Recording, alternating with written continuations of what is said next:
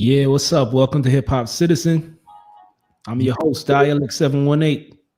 Yeah, Dialect 718. I'm Don D Mac.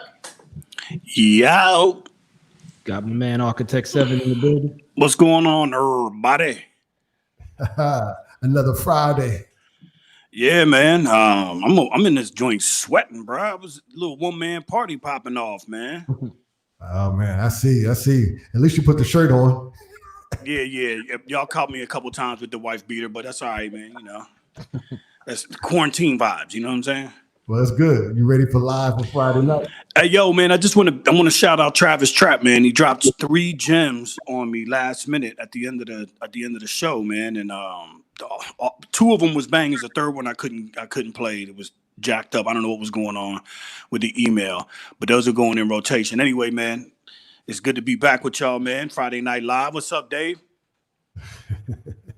Peace, my brother. Peace. Yes, sir. I guess your shit stinks today, Dave, right? Yeah, Dave got Say a again? Your shit stink today? You know it's stinking sometime or another. Now, man, I'm just surprised that I can make it. You're right on time, man. You like that the shot at the buzzer, man. You came in at like 10:59, 59 seconds. There you go. I was trying to make it 11 on the dot. Yeah, so what we're gonna do right now is jump into album anniversaries and birthdays. Yeah, man. The first album we got celebrating the anniversary today. Not today, this week. Organized Confusion's second album, Stress. Ooh. The Extinction Agenda. Organized Confusion. You took me back with that one, Dialect. Yeah, the biggest joint on this I remember was Stress. Crush, kill, destroy, stress. Crush, kill, destroy, stress. You remember that, David Thomas? That was yes, sir. I remember that very vividly. It's a good song.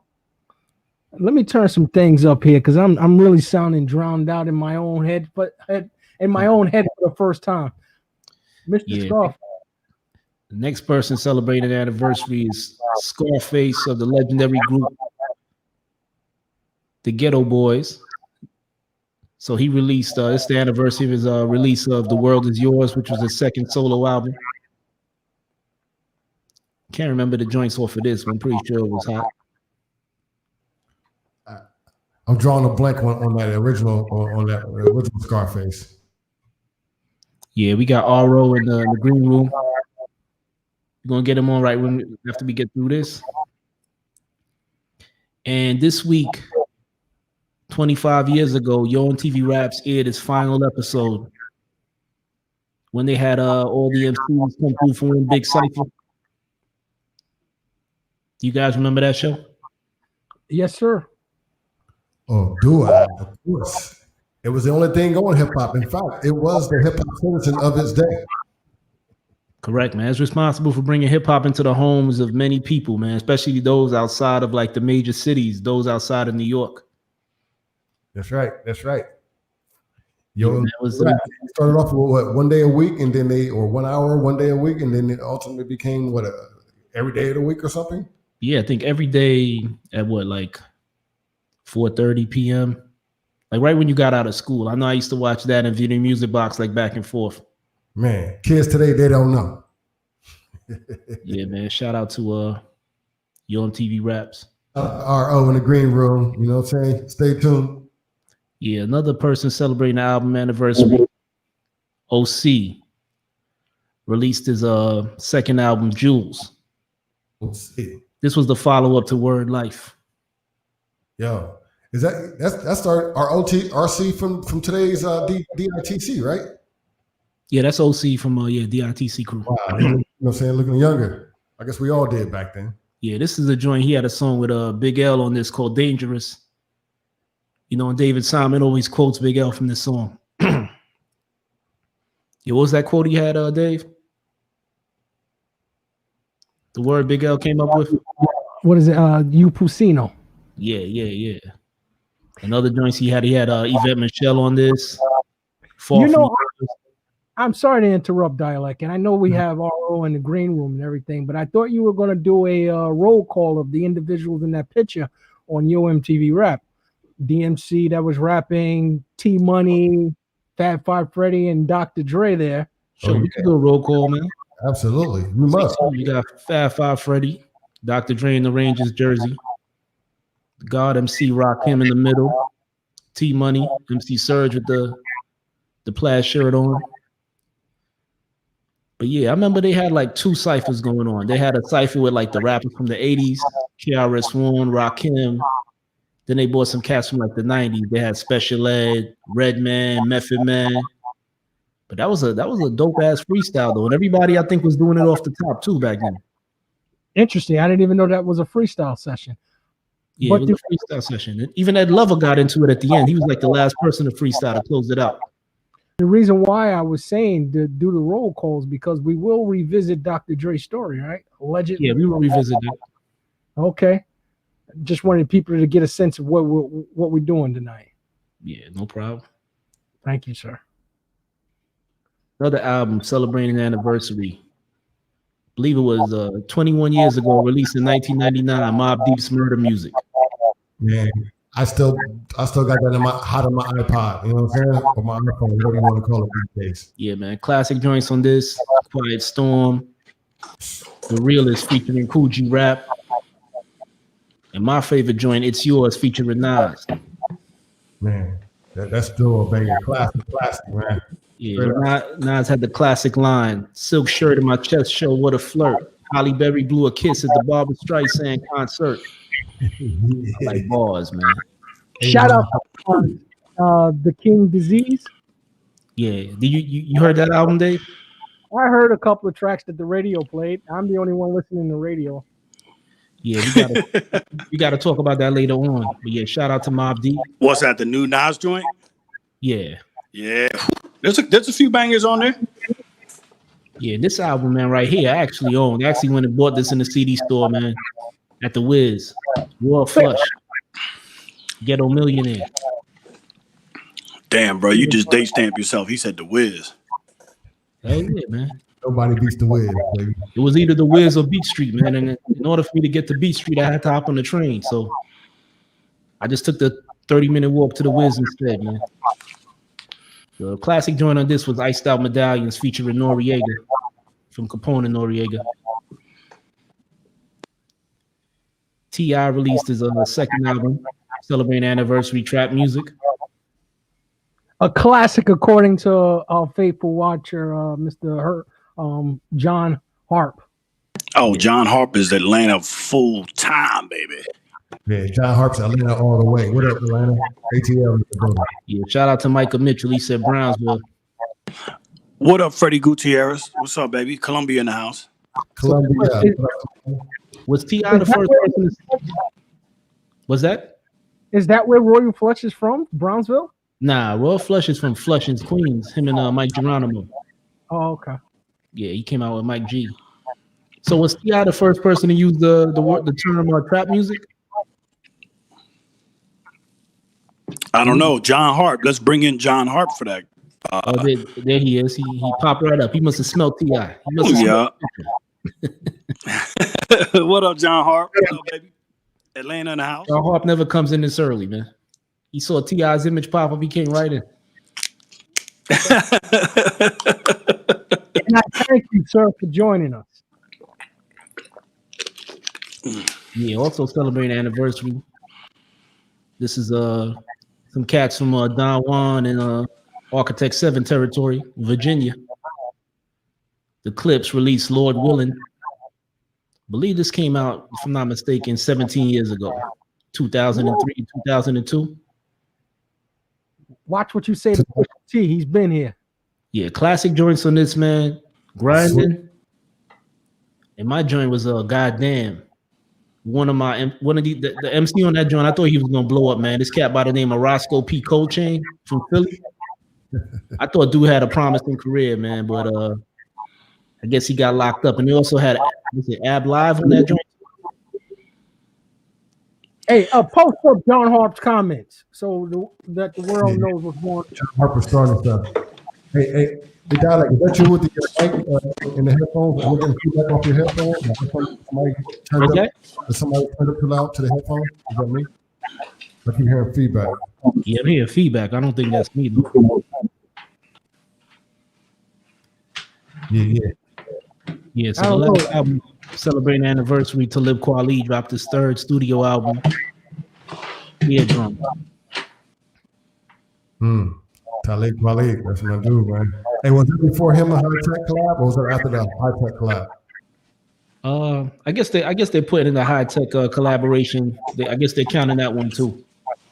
Because you remember he had two groups. He had Black Star, and he had Reflection Eternal. Yeah. Word. So let me jump into birthdays real quick, man. See, we got Aro in the green room. So let me just run through these. First birthday we have this week, the late Nipsey Hussle. You know what I'm saying? Yeah, it's a damn shame, man. I like the compliment dialect for your restraint and just saying the late and not putting the great in there. Oh, what's that supposed to mean? I said the late great Nipsey Hussle, didn't I? Yeah. I don't believe I heard great. I didn't hear great. You heard great? I never heard great, man. Oh. Yo, I can't deny, man. I didn't really follow him too heavy, but like when the shit goes down, you start kind of digging and seeing what you missed. Dude was nice, man. It's a fucking shame what happened with that, man. He was on his way, man. And not just music wise, man. His mind was elsewhere with it too, man. You got to give credit where it's due. Yeah, I had to owe him an apology. This was when he was alive too, because when I first saw him, back in the day, I thought he was like a Snoop impersonator. You know what I'm saying? Because he kind of looked like Snoop a little bit. But then I actually heard him spit, and I was like, yo, this dude is official right here, man. Yeah, man. Please tell me you're not as infatuated by the Nipsey Hussle music as these two are.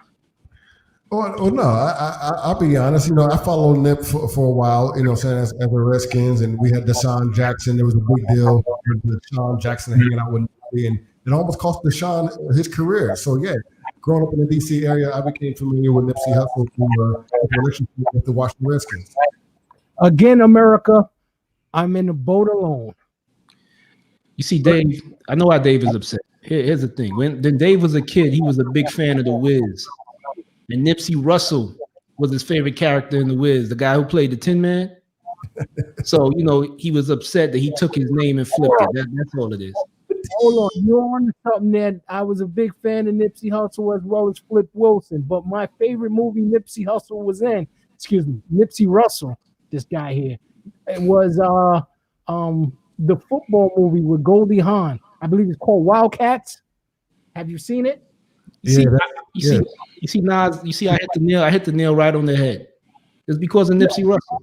No, that's because my taste in music and love for music, I just don't willy-nilly give it away. You understand? You have to earn it. You have to make me love you. And this guy never made me love him. Period. Yeah, but you also got to listen to their catalog before you can judge. You can't go by a small sample size.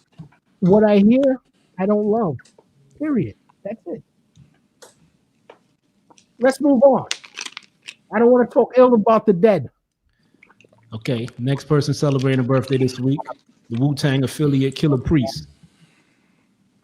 I was actually listening to Killer Priest today, man. Cross Your Heart from the solo album. Killer Priest was a beast with the lyrics, man. Killer Priest was a lyrical beast, man. I don't care what you say, Dave. Architect 7, I'm not by myself on this, right? Nah, he was nice. Killer Priest was nice, man. I mean, I wouldn't exalt him or anything. He was nice, but Yo, big shout out to Jason Frost out of Canada. You know what I'm saying? Moon Crickets, Priest. You know what I'm saying? Big shout out to them. Let's see if we can get them up on here too. You know what I'm saying? Big shout out, Jason Frost. I know you out there. Shout out to Canada. Okay. Big out of Canada these days, right? What does that have to do with Killer Priest? I didn't understand what he said. Part of the Jason Frost. Yo, what is up with all the feedback? Yeah, it's distorted. It's not feeding back. There it is. There it is. It was a. Yeah, I don't know where the feedback is coming from. Oh, it's not me, I don't think. Let me go. Let me just run through these real quick. Celebrating a birthday, Charlie Baltimore. Ooh, I'll give it to her right now. Oh, I bet you like her lyrics, huh? I bet Oh, yeah. you'll give her all the credit in the world, huh, Dave? The GOAT. I liked her work in the Get Money video. I thought that was pretty dope. So I'm Like- taking Dave like the WAP or WAP, whatever the hell. Did you like that? Dave he loves the WAP. That's a classic. What are you kidding me? That's going to be the song of the year. Okay, I'm gonna run through this one. This chick, new artist, Bia, celebrates her birthday. GOAT. Young Thug. Well, you know what? I heard an interesting story about Young Thug, that he helped propel the Little Baby career. Like he paid for him to get out of the hood to do his recording. So I'll give Young Thug a big up for that right there. Happy birthday to Young Thug. I don't know what's up with the safety pin on the neck though. What's up with that? On the turtleneck. Yeah, I don't know. It got quiet real quick. Yeah, it did. It was confusing. I was afraid to say something because David might get me. Yeah, so next person celebrating a birthday this week, Pods the Noose, aka Plug One, from De La Soul. Yes, sir. Shout out to underrated De La Soul. Yeah, hip hop legend right here, man. Pods the Noose, man. Yeah, Legendary group, man. That Stakes is High album, classic. yeah. When they were calling out all the rappers at the time, when he's like, the only Italians you know is Ice. Shit. Classic. Classic. Joyner Lucas celebrates a birthday this week, man. I think one of the best MCs to come out of this new class right now. Who is it? Joyner Lucas. Dave? No, that's Joyner, right? Joyner Lucas. Dude is nice, What? man. You heard the song I'm Feeling Like Will? He brought Will Smith out of retirement, man. Yo, but even before that, you heard the joint where he rhymed the whole verse and then did the verse backwards? Yeah. It was like two verses and he rhymed and then he said the same thing, but he said the words backwards and the shit still made sense. That shit was fucking amazing, bro. And then when he also did the joint where he was when he was rapping like the black dude and the white dude talking about racism. I put him in the bathroom. Yeah, I think those middle fingers are for you, Dave. Yeah, put him in the bathroom. Put him in the I bet bathroom. you like this guy celebrating a birthday this week, Lil B. Put him in the bathroom. Anything with Little is Dave is giving it. This is Oh, Dave's that's my favorite. guy. That's Lil my Pump. guy. There we go. Celebrates a birthday. This guy. Yeah, Is who's that this last- right here? Was that DJ Rags? Yeah. What up, Rags? It's That's my Everlast, man, man. DJ Rags right there, bro. Celebrates a birthday. Yeah. Master Killer from Wu-Tang Clan. Okay, now you're talking about a God MC now. Okay. Master Killer. The artist formerly known as Malice, No Malice, celebrates a birthday this week. Oh wow. Wait a minute, aren't they twins? I don't think they're twins. Oh, I thought they were twins for all the years. Yeah, I was confused too. I was like, damn, he got a birthday in the album. Y'all think they all look alike? Next person, Tragedy Gaddafi, celebrates a birthday. Oh, that's my main man. QB's talking finest, Goat. aka the intelligent hoodlum. That's right. The late great Nate Dogg. Oh, goat. Hold up. Got codes. Fat Joe turns 50 this week. Goat. Legend. Look at that beard, the box in that beard. Sharp. Give us Yeah. something. No, he's been consistent, man. All his whole career, nonstop. Yeah, like the joint that came on HipHopCitizen that you mentioned that you thought was his debut single. That was hot. Yeah, watch the sound. Grand Poobah. Y'all wanna live my lifestyle. Never seen a brick, never seen a crack house. Romeo Miller, aka Lil Romeo, celebrates the birthday this week. Dang, he got me feeling old. The turmoil that's going on in his family right now. Woo. The Blastmaster KRS-One turned 55 this week. The teacher. Goat. 2 times goat. I have to agree with you on that, man. Yes, sir. But you know, he got a lot of a lot of flack for when he made the comments when was going through all the sexual abuse. Who was it? Africa Bambaataa. Yeah. KRS was getting a little bit of flack from his comments on that. I don't think he said anything wrong, but that's what a lot of people was firing him up. Yeah, Well, that's BXB. What was that, Dave? That's BXB. They both from the BX. Yeah. Yeah, I do hear echo now. Yeah, I don't hear it anymore. Yeah, nah, I don't hear it. That's weird. Anyway. Another person celebrating a birthday, Limp Bizkit frontman. Is that Rags? Oh, no, that's not him. That's Fred Durst. So I'm pretty sure Rags looked like that back in the day, though. With the hat. Hey, John Harp, you already know the answer to that. He said it's Fat Joe. Fat Joe or Big Pun. I mean, I'll tell you honestly, when Pun was alive, it was Pun. But as of since Pun, Joe has graduated in skill. Absolutely. Linky Bisky. Link Bisky. Oh, that's my man's in there. Yeah, Lil C celebrates a birthday this week. Turns 40. Oh, yeah, that's the last birthday, man. All right. Shout out to everybody celebrating a birthday this week in hip hop. C's only turned 40. I only turned 32. All right. Yo, it might be right though, man. Because when Junior Mafia came out, there was a bunch of kids though, with the exception of Little Kim. I was there. I was a kid too, and they were still older than me, bro. What I'm trying to tell you, man. Come on, man. All right. Yeah, I never understood the line about your age thing. I never understood that. C's is 40. Yeah, so that was it for hip hop birthdays and anniversaries. So I believe we got a guest in the green room, man. Let's bring him out. Bring him out. Bring him out. Bring him out. Good honor. There you go. Yo. What's going on, man? Welcome to the show. This R.O., everybody. He's the gentleman. I played the Hustler's Nature track on the show before. He got the new project that's out, Grind or Die. Yeah. How's it getting received, man? What's the buzz like? I think I'm getting a good read. First of all, shout out to the HipHopCitizen show for having me on here tonight. So you know what I'm saying. Appreciate you, Architect. Appreciate you already know. Juan and Dave. I know you're gonna have some shit to say. So yeah, let's get it all ready. But yeah, I think that the feedback. I mean, I think this was like for our area, Architect. This is yeah. It was kind of slept on. It was kind of slept for sure. It was kind of slept on. I don't think people thought I was going to come with that type of vibe, setting that tone for this tape, and then it's been received a lot. It's been received very well.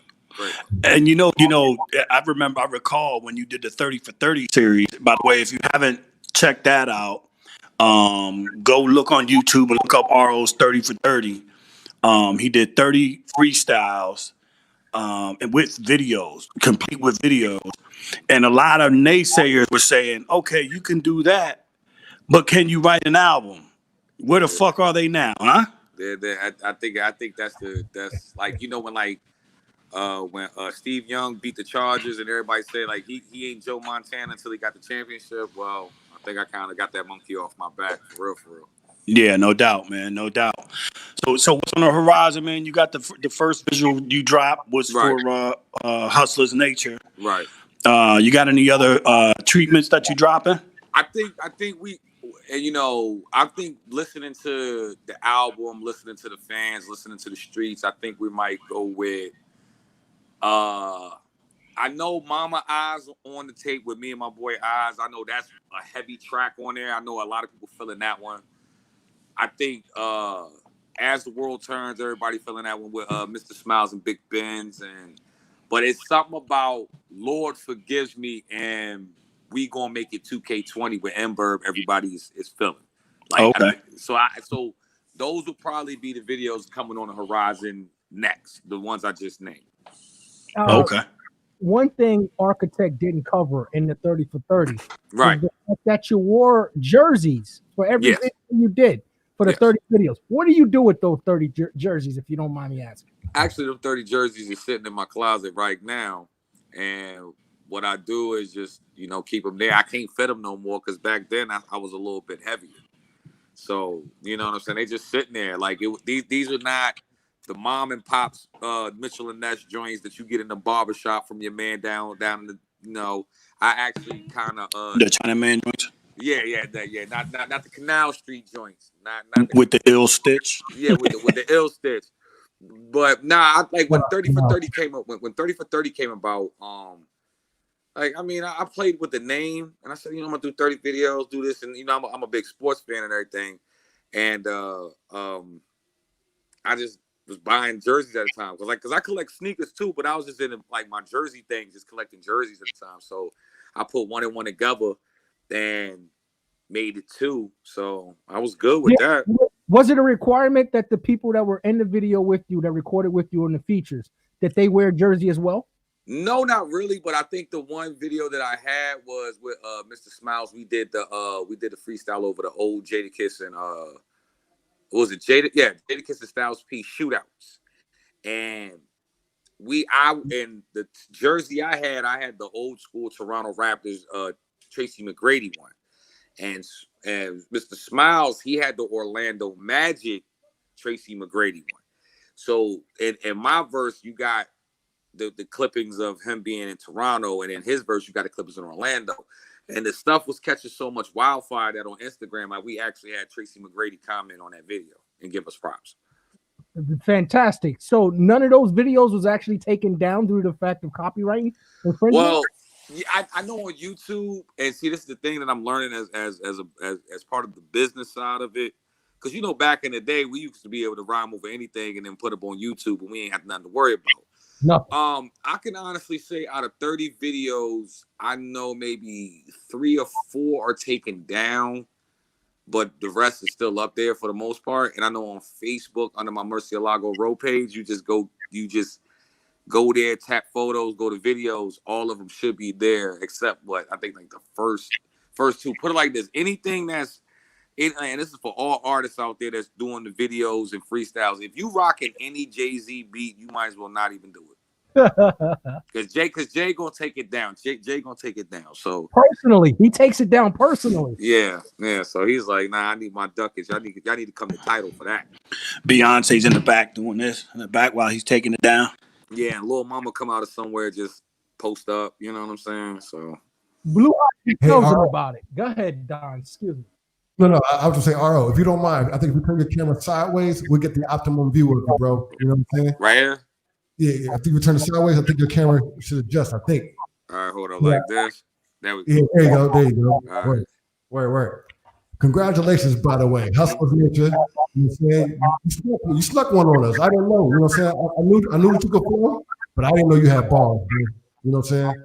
I apologize, man. My bad. No, I understand it because I think a lot of people saw, like, when we first started out the year, we started to link up with each other, you know what I'm saying, what y'all was doing, what we was doing. Shout out my mentor, Bolo the General, you know what I'm saying, shout him out. When we started with the We Feed the Culture, and then, you know, at that time, we was sneaking in other artists' music. We wasn't taking advantage of trying to, like, make it about us, so we was just, you know, about other artists' music. And when we did the 10 for 10 thing, you know what I'm saying? Like, I had a battle, but it's like people didn't really play close attention to it. But the whole time we was doing all of that, I was still prepping for this album. So when I dropped it, it kind of snuck up on everybody because, like I said, the 30 for 30 myth or the concept about it is like Architect said, like, everybody's so used to me to doing that, but when I do this, everybody's kind of quiet now. You know what I'm saying? But with Hustler's Nature, the story behind that song, I would basically say that the same night I recorded the song. So I recorded that song on a Friday night. I think I was watching y'all's show actually at the time. I had my nephews in here recording now.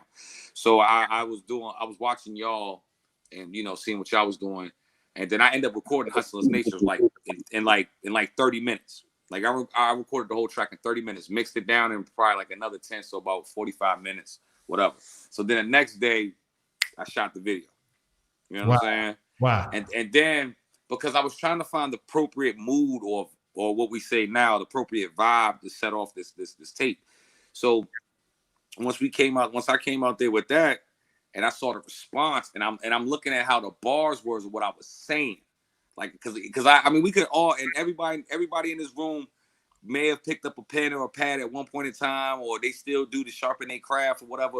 But when you see yourself, like, you don't understand, like when you putting it together, it's ill. But when you put it on wax and then you listen to it 3 to 4 times, you like, yo, I was really talking that talk. I was really talking my talk. And I think with Hustler's Nature, it was just that I stuck to the reality of what's going on now.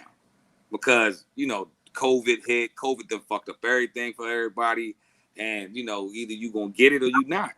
I tell everybody straight up, if it wasn't for COVID, Grind or Die wouldn't be the album that y'all got today. Hey, man, and I consistently let a lot of people around me and even Hip Hop Citizen team, man. COVID's been good to us, and it's no disrespect to anybody that has been bad to. I know people has lost loved ones, good friends, and what have you.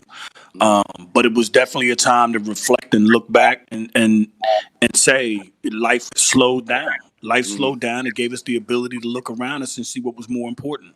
And what we were and who we were. We tend to lose ourselves in the daily commute and all the bullshit that the world throws at us. This gave us a chance to slow it down and pick up the things that we love the most. You know what I'm saying? And so certain things get developed, man. And I mean, we're bearing witness to it right now. You know. That's true. That's true. On Hustler's Nature's video, who's the young lady? That's my homegirl Tiff. You know what I'm saying? That's my homegirl Tiff. Shout out my homegirl Tiff, my homegirl Sarah, my homegirl Shelly. They part of the podcast 3B1M.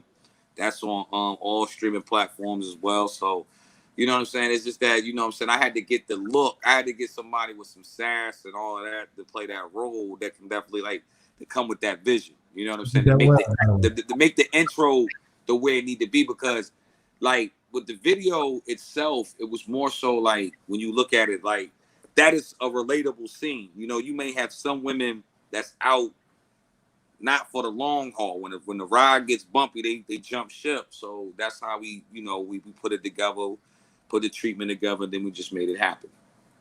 Are those your kids? That's my niece and my son. Yeah. God bless them. Beautiful family. Absolutely. So, is Tiff married? I'm sorry, Don Juan. Go ahead. Nah, she's not married. She's not married. Well, I was just going to remind everyone that you can catch RO, Hustler's Nature, on the HipHopCitizen.com website. Top 10.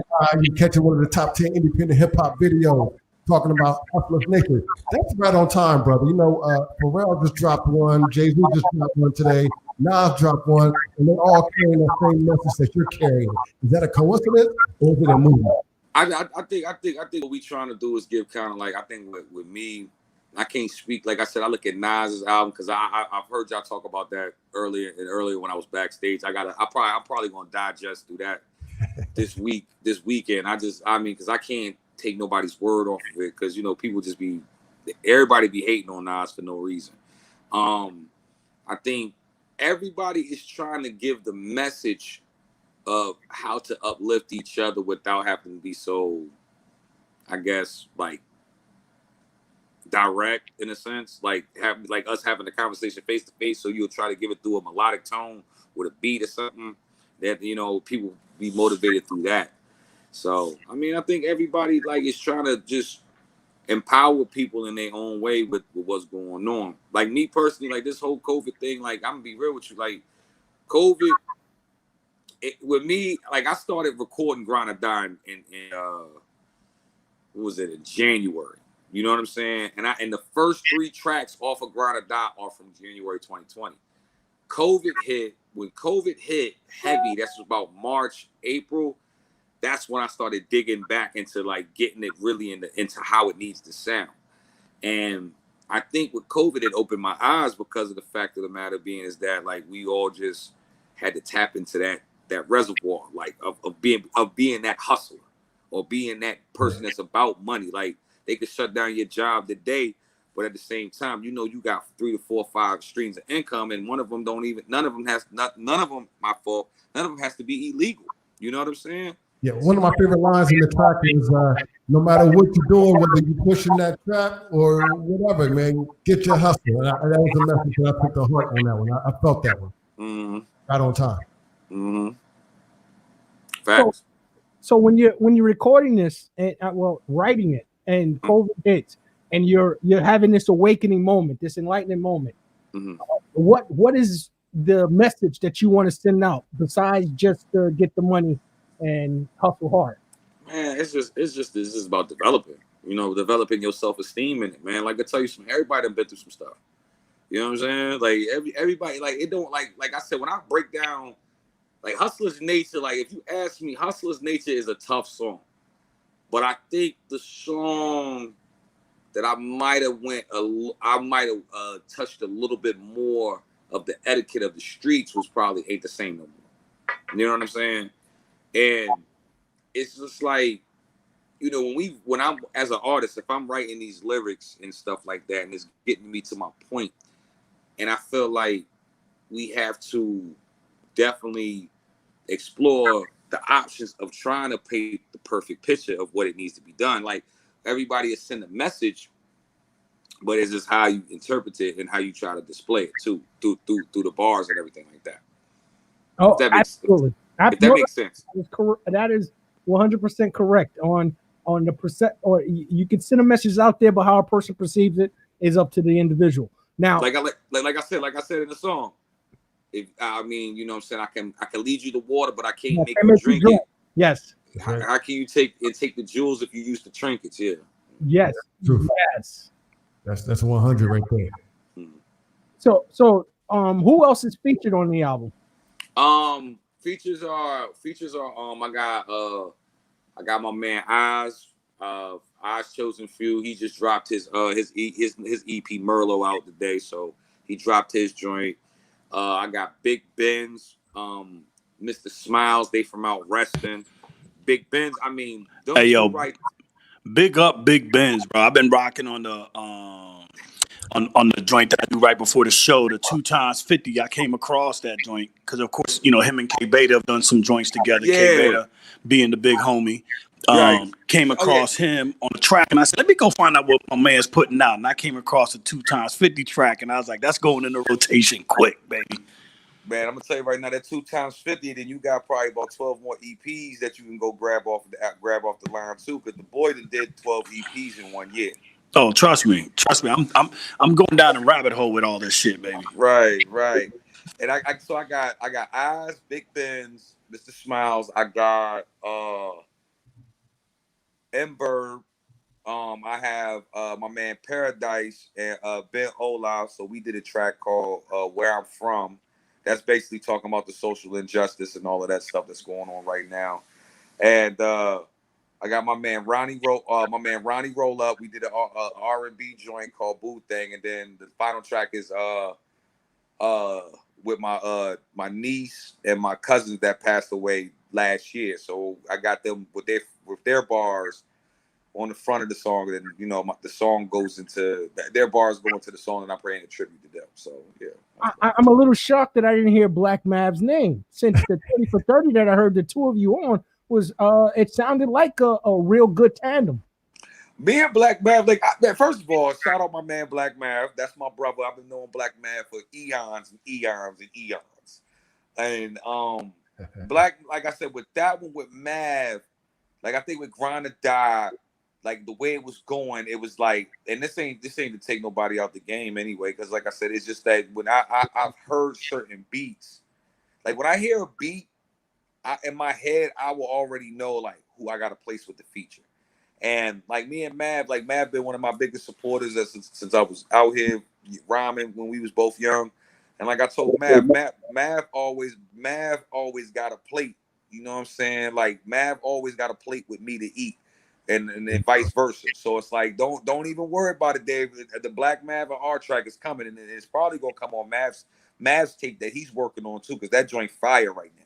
That joint sounded fire. Okay. Like my boy hungry.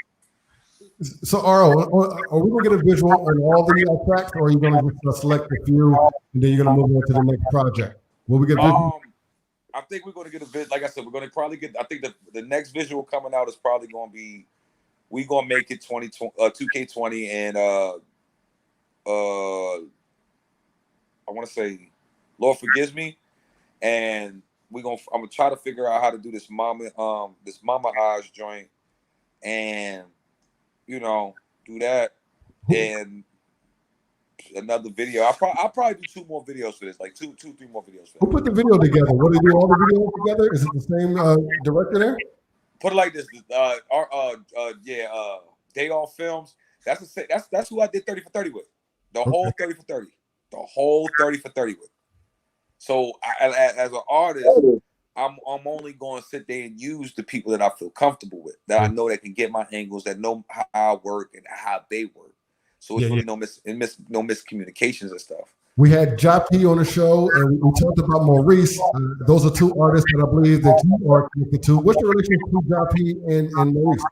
Well, Joppy, that's like a little brother to me. He signed. I think he's signed or managed by King Cam Entertainment. So that's by Beware and his people. You know what I'm saying? Shout out King Cam and Maurice. You know what I'm saying? That's like my little brother. Like we've been knowing each other since like we was in high school together. You know what I'm saying? And he's always been kind of like, he started kind of quiet, and then he started picking up a pen, and then he kept picking up that pen and just got better with it. Like I say when it comes to writing songs and giving you that type of treatment for things like that, I feel like if we could get that man in the door, he'd be something great. You did a good job with the 10 for 10 and the IG battle. And we had a lot of the artists that you had that was on your 10 for 10. We actually got some of them on the phone. We appreciate that, by the way. Why didn't you have Joppy? Right. Did you miss Joppy? And who would you put Joppy up against in the IG battle? I mean, Joppy's music for real. It gives me the Kendrick vibe. Like it gives me good Kendrick vibes. Like if I'm gonna say, like Joppy gives me that To Pimp a Butterfly vibe. You know what I'm saying? Like, because when you listen to his music, it has the cadence, it has the bounce, it has all of that. Like, but I think with Joppy's music, to put him against somebody in this area, that is a hard deal to that's a hard one. It's a hard deal because it's like you can't find nobody that can match him that way. Yeah. Like the thing with 10 for 10, we was trying to find the best matchups that made sense, or from a fight promoter thing that brings in views. You know what I'm saying? Because I know some of the matchups that make sense. Like, you know what I'm saying? Like we had one with one of our guys doing the auto tune, and we had a street rapper, but that was the one that did the most views. Yeah. What did you find in that the IG battles that you guys were putting together? What did you find was the hardest and most difficult aspect of organizing and bringing those artists together? First of all, I wish if I could rewind it back, I wish I'd have knew about the iRig way back then and started charging people to come over here and do them joints in person. You know what I'm saying? Because the quality to be hitting. But nah, I think the hardest thing is that really letting people actually trust the brand of Apex Gang Worldwide. You know what I'm saying? Like, because we could all do great things. We can all basically go ahead and put things together, but if it don't work, it falls flat on you. It falls flat on the people under you. It falls flat on the people of the brand. So I think what the hardest part was just having people actually believe in us that we could pull this off. Like I remember, like me and Bolo, we talked about it because basically we saw the versus thing that was going on, and then without it being Renegade Neek, shout out to Renegade Neek and a Miss Omega doing that first. Like without them doing that out here first, that's when I said, oh, if they could do it and they part of the culture. Let us spice it up a little bit. So when we do it, we're reaching like this is like a Thursday night. Me and Bolo and shout out AD from Renegade Records. Shout out DJ INC. You know what I'm saying? We had the whole card done, flyer ready Saturday. You know what I'm saying? Saturday morning, and the first battle is Sunday. And I want to thank Doss Rowley, Metro P, Bucky Dollar, Maurice, Shane Bang, Noah the Don. I want to thank K-Beta. K-Beta, Born Unique, Creola DeVille, Taya J, Stizzy B, Adi, Doza. Who did you battle? Neek Bag. I battled a miss. You know what I'm saying? I battled a Miss Omega due to the fact that people thought I was shadow talking and sneak dissing. So I was like, okay, cool. Bolo told me not to do it, but I said, no, let me just do it for the culture. So we did that. And that wasn't the battle that was online or whatever, but it wasn't a part of the 10 for 10 series, but we did it right there. So Who won? that's just how it was. Did you? Oh, I'm sorry. Huh? You were saying RO? Go ahead, Dave. You said who won? Yes. I think I let the streets decide that. You know what I'm saying? I let the streets decide that. I don't get into all of that. I think I did well. My competitor came with a different type of arsenal for it. You know what I'm saying? I think he had a couple features that when we got to our feature round, I couldn't beat it. If you got a Rick Ross and a Snoop Dogg feature, how can I beat that? And I'm in the position that I'm in. You know what I'm saying? But at the same token, I just feel like at the end of the day, we just play how we play. But shout out to Miss Omega for giving me that, and then it kind of put more motor in what I needed to do. Yo, DJ Faye Uno said RO1. That was a comment from the audience. Yeah. Yo, so speaking of that, you talked about the competitive nature, and it being battles and what have you, in a show of skill. I guess I would imagine that maybe a little bit of ego would have gotten involved, and kind of, in any way, shape, or form, was there any ego clashes, to put it in a nice way? Me and Big Bro had to pull up on people one time. We did just to understand the explain the competitive thing with people, and that was that. You know what I'm saying? Like, and it was more so like to let people understand, like it's hip hop. You know what I'm saying?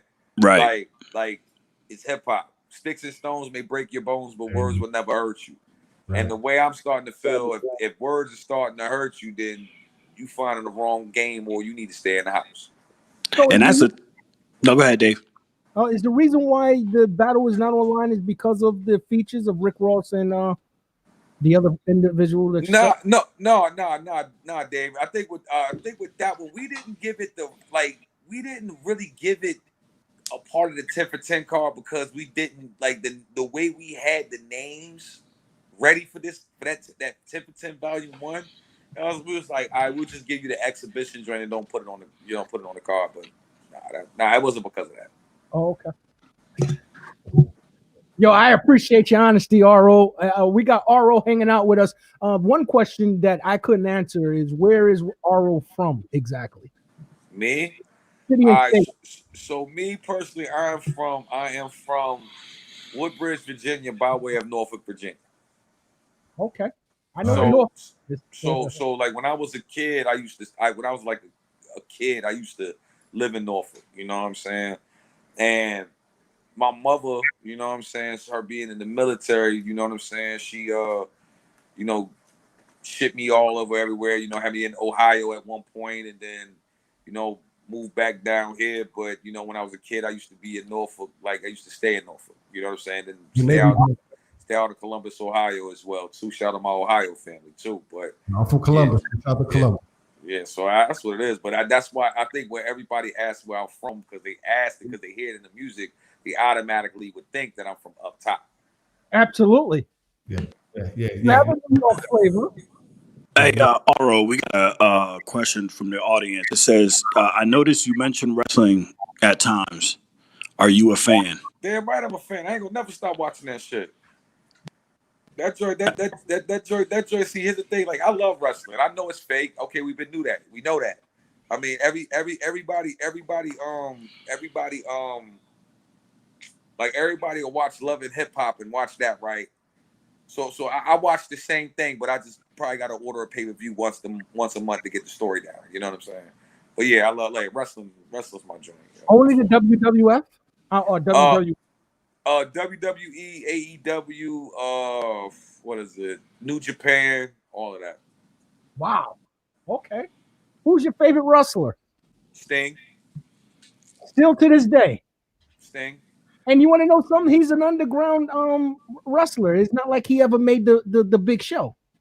Nah, Sting was with WCW. So when WCW was popping, Sting was the minor man. League, my friend. Minor league. But hold up. But when he came to WWE, because so you gotta read the backstory, because he could have came over when the contract switched over, but he didn't, because how WWE wrestlers perceived WCW wrestlers at the time. You know what I'm saying? So he waited his time, did his 2 matches. I'm mad Seth Rollins got him injured, because I needed to see the Undertaker and Sting before I got older.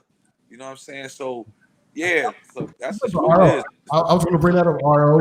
Westside Gun was saying that no one was talking about wrestling and rap before Westside Gun came on there. How do you respond to that when I hear the artist discussions yourself, you drop bars, and I think the Westside Gun who also drops bars, but then I see the comparison to the wrestling and hip hop. How do you respond to say Westside Gun who may say that that's clout chasing? Who was on that first? First of all, big shout out to Griselda Records, shout out Griselda Records, Westside Gun, Benny the Butcher, Conway. Also shout out Wale, Smoke Dizza, who else? Action Bronson. You know what I'm saying? They embodied the wrestling culture. You know what I'm saying? But it was really Westside and them that really took it to the next level. You know what I'm saying? Like, you can't take nothing away from Wale and Dizza and Bronson, but Griselda did it. Now, I remember when I talked about wrestling, I had a project, like my first project ever was called ABM, right? And this was in 2011. And then I did a EP called Monday Night Raw. You know what I'm saying? And this was in 2012. So if you know wrestling, Monday Night Raw is the wrestling show. You know what I'm saying? Then I did a Monday Night Raw 2. And I even got the clip with Vince McMahon. Welcome to Monday Night, all of that. Like, you know what I'm saying? So I'm not a jacker. Like, I don't jack this. If everybody knows me, I watch wrestling. Like, I'll be in the crib like, yeah, the playoffs is on, but I might just sit up here, order me some food, and next thing I know, I'm just over here watching WWE Network on some old wrestling stuff. Just cool. So you like the past better than you like the present? Pretty much. That was when it was thorough. They did more. Yeah. I agree. Hey, RO, real quick. Marcialago, RO, or you just RO? What is RO? All right, boom, check it. So all the good R rapping names were tooken, like Ransom, you know what I'm saying? The Rock, Rock Marciano, all that. So RO is basically the first 2 letters of my government name. You know what I'm saying? So the Murcielago comes from, because like I think this was back in the day on Facebook, like when you was doing the cool, but everybody had the cool little names, and Facebook lets you call yourself anything on Facebook back then. So I had this entanglement, right? And this entanglement was like, no, I'm gonna tell you how I came up with it. So like I had this entanglement and this chick, right? And this is all factual. So I didn't know the chick was What was her name? I can't put that out there. This is non-disclosed. So this is disclosed. So the whole thing about it was like I think she was married or going through a divorce at the time. And when you do Facebook and you in somebody's inbox, I don't know if I'm giving up too much free games, but if you somebody inbox, the message is pushed through the email. So one day the joint, you know what I'm saying, dude looked through her email, saw my name in the joint, and she was like, oh, I think he's on to us. So I blocked her, changed my darn name to Murcielago Road, and that's how we got it right there. There you go. That's dope. So let's all go around the room now and guess Mr. Oro's real government name. I like to offer Robert as the first suggestion. I already know it, so I'm not in that. Well, I see it on his IG, 1,000 Bar. I know his name is 1,000 Bar Rodney. Yeah. You got So, it. Bar Rodney. I don't look like a Robert. Like that is that. No, I'm not a Robert. I'm not a Robert. But doing the research, we noticed you once had dreads. Why did you get rid of the dreads? Huh? You once had dreads. Is that accurate? Why did you get rid of the dreads? What I did, it was time for a change, and then also at the same time, my mother was coming off 1 year of being breast cancer free. God bless. So to pay homage to her and her fight with that, I just cut those. You know what I'm saying? So I won't even say what I was going to say. I was going to say he just told you he's hiding from some husband, but that's not. No, not no more. No. The funny thing is on the flip side, years later, this is when I was still at mom's and stuff. You know what I'm saying? Trying to get my life together, and I was doing a track with one of my homeboys. Same dude that was looking for me was his big brother, and we was over there just talking like ain't nothing ever happened. Crazy how life works. That's grown man shit. That's grown man shit. People gonna do what they're gonna do. You can't stop them. Yeah. So what rank did moms retire? Huh? What rank did mom retire? I think it was like an E7, E6, E7. Thank you for her service. Mm-hmm. I know Don Juan was going to say that. So RO, we've had you here captive for a long time, and we're in the wind down stage now. But if you follow the show, that I like to get 16 from the MCs that come on here. Oh my God! Did you prep for giving me a 16, sir? I didn't prep for none of that, man. Oh man, come on! I want to hang you up on my wall of Hall of Fame rappers that came on this show, and the only way to do that, you spit me a 16, boss. No, I'm gonna tell you what I'm gonna do this up because we're gonna run this interview back because at the same time I'm dropping my EP. I'm dropping my EP. Go for Broke. September 28th. You know what I'm saying? Okay. So I'll give you a 16 then. I ain't prepped for it today. Okay, you know fair enough.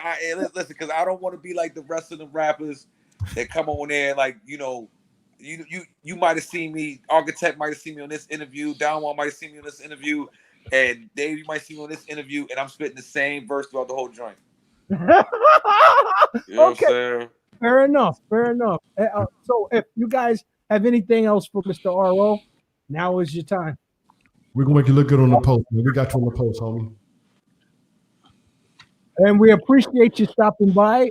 I wish you good luck with Grind or Die. Do you think it's similar to Get Rich or Die Trying? Nah. Okay. I'm gonna tell you like this. Like when I tell people where I've been, where I'm from, background and everything, you wouldn't think a person like me would be able to put out an album like that.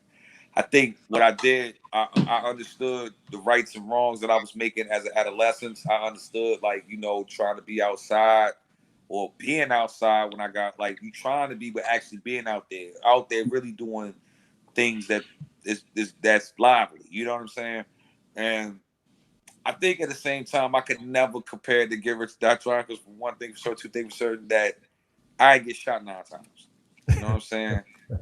So it's just like how that joint goes. That's right. But anything you can tell us that the time is expired on prosecution? What you mean? Any of your past transgressions that you? Well, I think he already told you. He told you he changed his name. Entanglement. But hold on. But I'm seeing people asking for this 16 though. So so I keep seeing this because it's blowing me. Hold on, let me see if I can cook up something real quick. That is one of what happened to all the 16 one guy. I said, hold on, let me see if I can get it like this. Yeah, John Hart says T.I. would give us 32. You gotta give us 16. Expeditiously. I say I'm feeling like I am Mike in '88. bitch, I'm feeling great. New wealth, work with the tool belt, this shit is cake. I assist the underlining y'all lines, how y'all niggas hate. So what's the bullshit? The shit here make me great. And if you hating what I'm saying, just blow me. Shit starting difference, niggas changing the story. Something so, like it's like that's all I can give right now, but it's like I don't like me, I can like, and I never and I'll just tell everybody on that joint, it was like I don't come with it like with on like I used to be so in tune with the freestyling and all of this. And then once I started picking up a pen, I got away from that. Now I still can freestyle, but I be freestyling to myself, trying to come up with stuff like that. You know what I'm saying? But it's just whatever. But you know. No, I'm looking forward to the fall classic, and to use a wrestling term, Halloween Havoc. You're gonna come in, you're gonna give us your fall, and I appreciate what you just try to do to satisfy the audience. They love for me to get my 16, so they little browbeat you, but that you came through. You gave us a good hot 12. I appreciate that, and I expect a good 16. Oh no, you're gonna get a good 16 because I already know how to eat it up. Now you gotta throw out tidbits. It's like Sam's Club. Before you go buy the big bulk of things, you gotta give them to eat the samples first. That's right, and I enjoy the hors d'oeuvres. Now, everybody, give a round of applause for Mr. RO and Grind or Die. Grind or Die, Hustler's Nature. Go ahead and check out the video, HipHopCitizen.com. We got it up there for you already for you. Go check it out. And Grind or Die is available on all streaming platforms too. Google Play, Tidal, Amazon Music, Spotify, all of that. RO, go ahead and drop your socials, man, for us. Yes. My social is as you know, Murcielago Row at Murcielago Row on Facebook. Hold on, my man said you gave us a good 10, gotta get at the gym. I said I like that. I like that. I love that. I love that. Murcielago Row on Facebook. 1000 Bar Rodney, that's on my IG. And you know what I'm saying? Those are where I'm at. The Twitter thing, I'm starting to just try to figure out what's the point of this. But Twitter's like about to take over Facebook if you know how to play it right. So, you know what I'm saying? But yeah, that's it, man. I appreciate y'all for having me too. Yeah, thank you, Rodney, man. I appreciate it. Thank you for joining us, man. Hustler's Nature.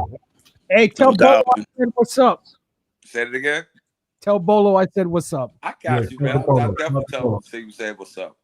Hey, also, man, we looking on the I know Black Mav is trying to get on the David Simonism show on Wednesday. If he's watching. Hold on, him and Mav and Dave? Yeah. There's a discussion. They want to have a discussion. I think it's long overdue.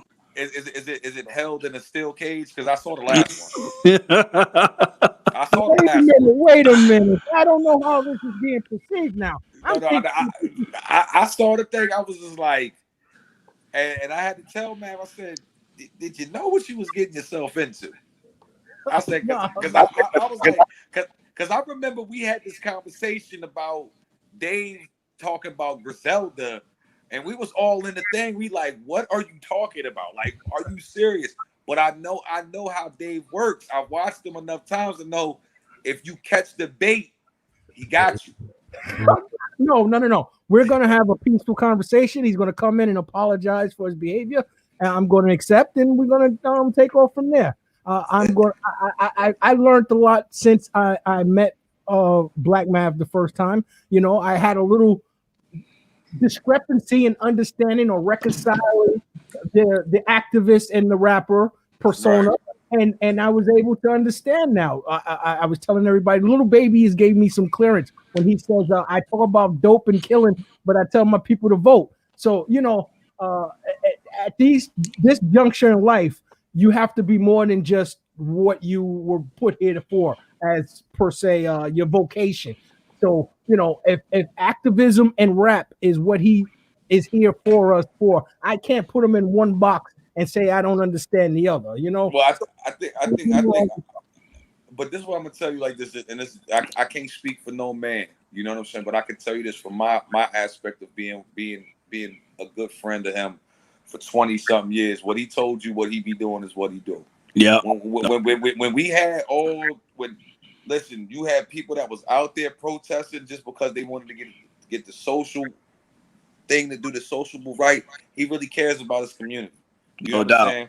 And he was really out at every rally, every this, every that, not for clout, but just to let people know, like, hey, look, this is how we got to come at it. This is how we got to, being a leader. And for that, I always would salute my brother in that. No doubt. As a lyricist, I mean, the boy nice, the boy different, and especially when you get him on some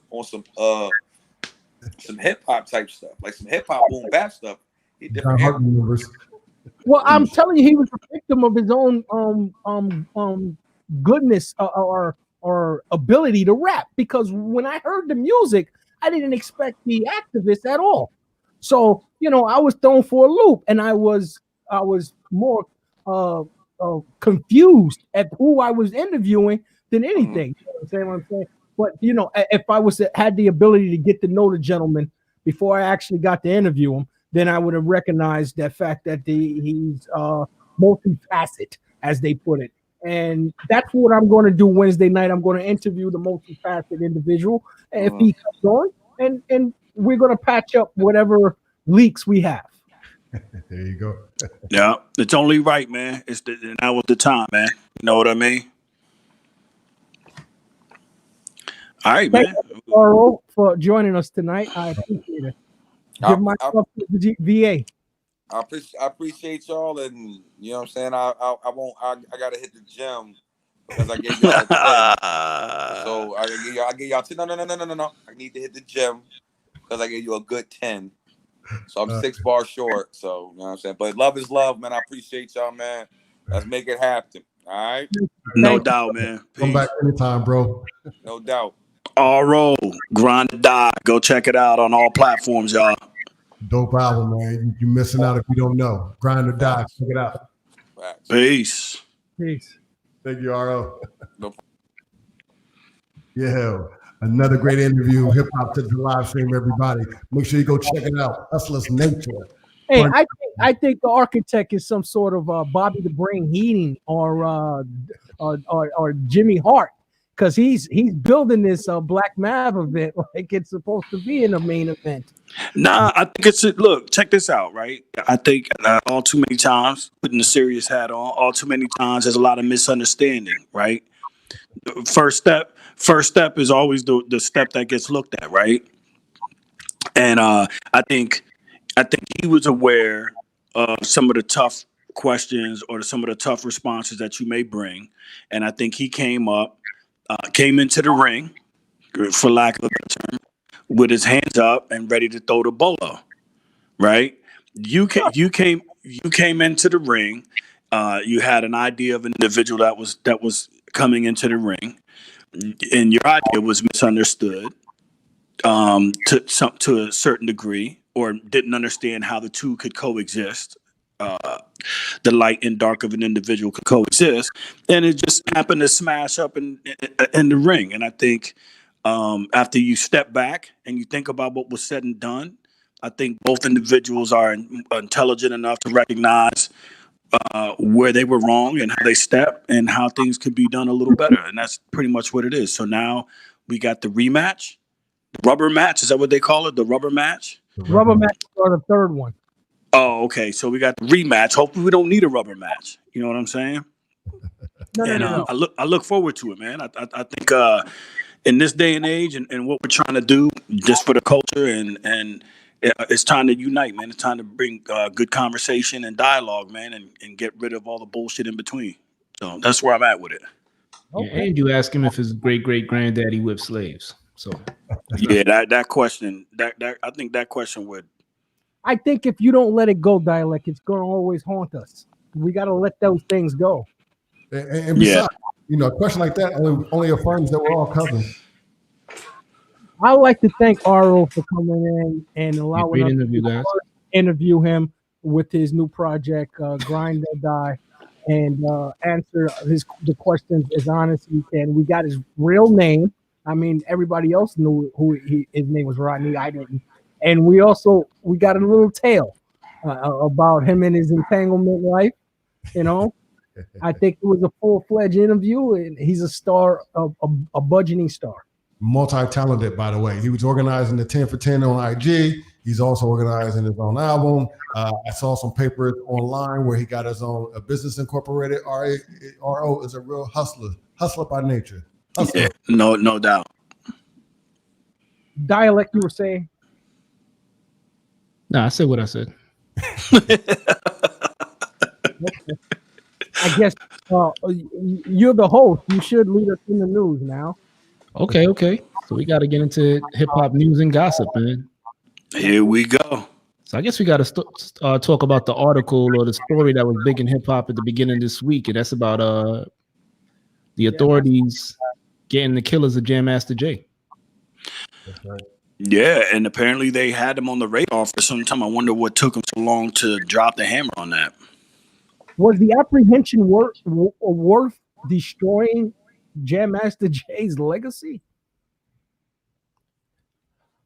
I mean, I guess, when they get these guys, they got to get the backstory, so yeah, but they only getting one side of the story. They didn't get Jam Master Jay's side.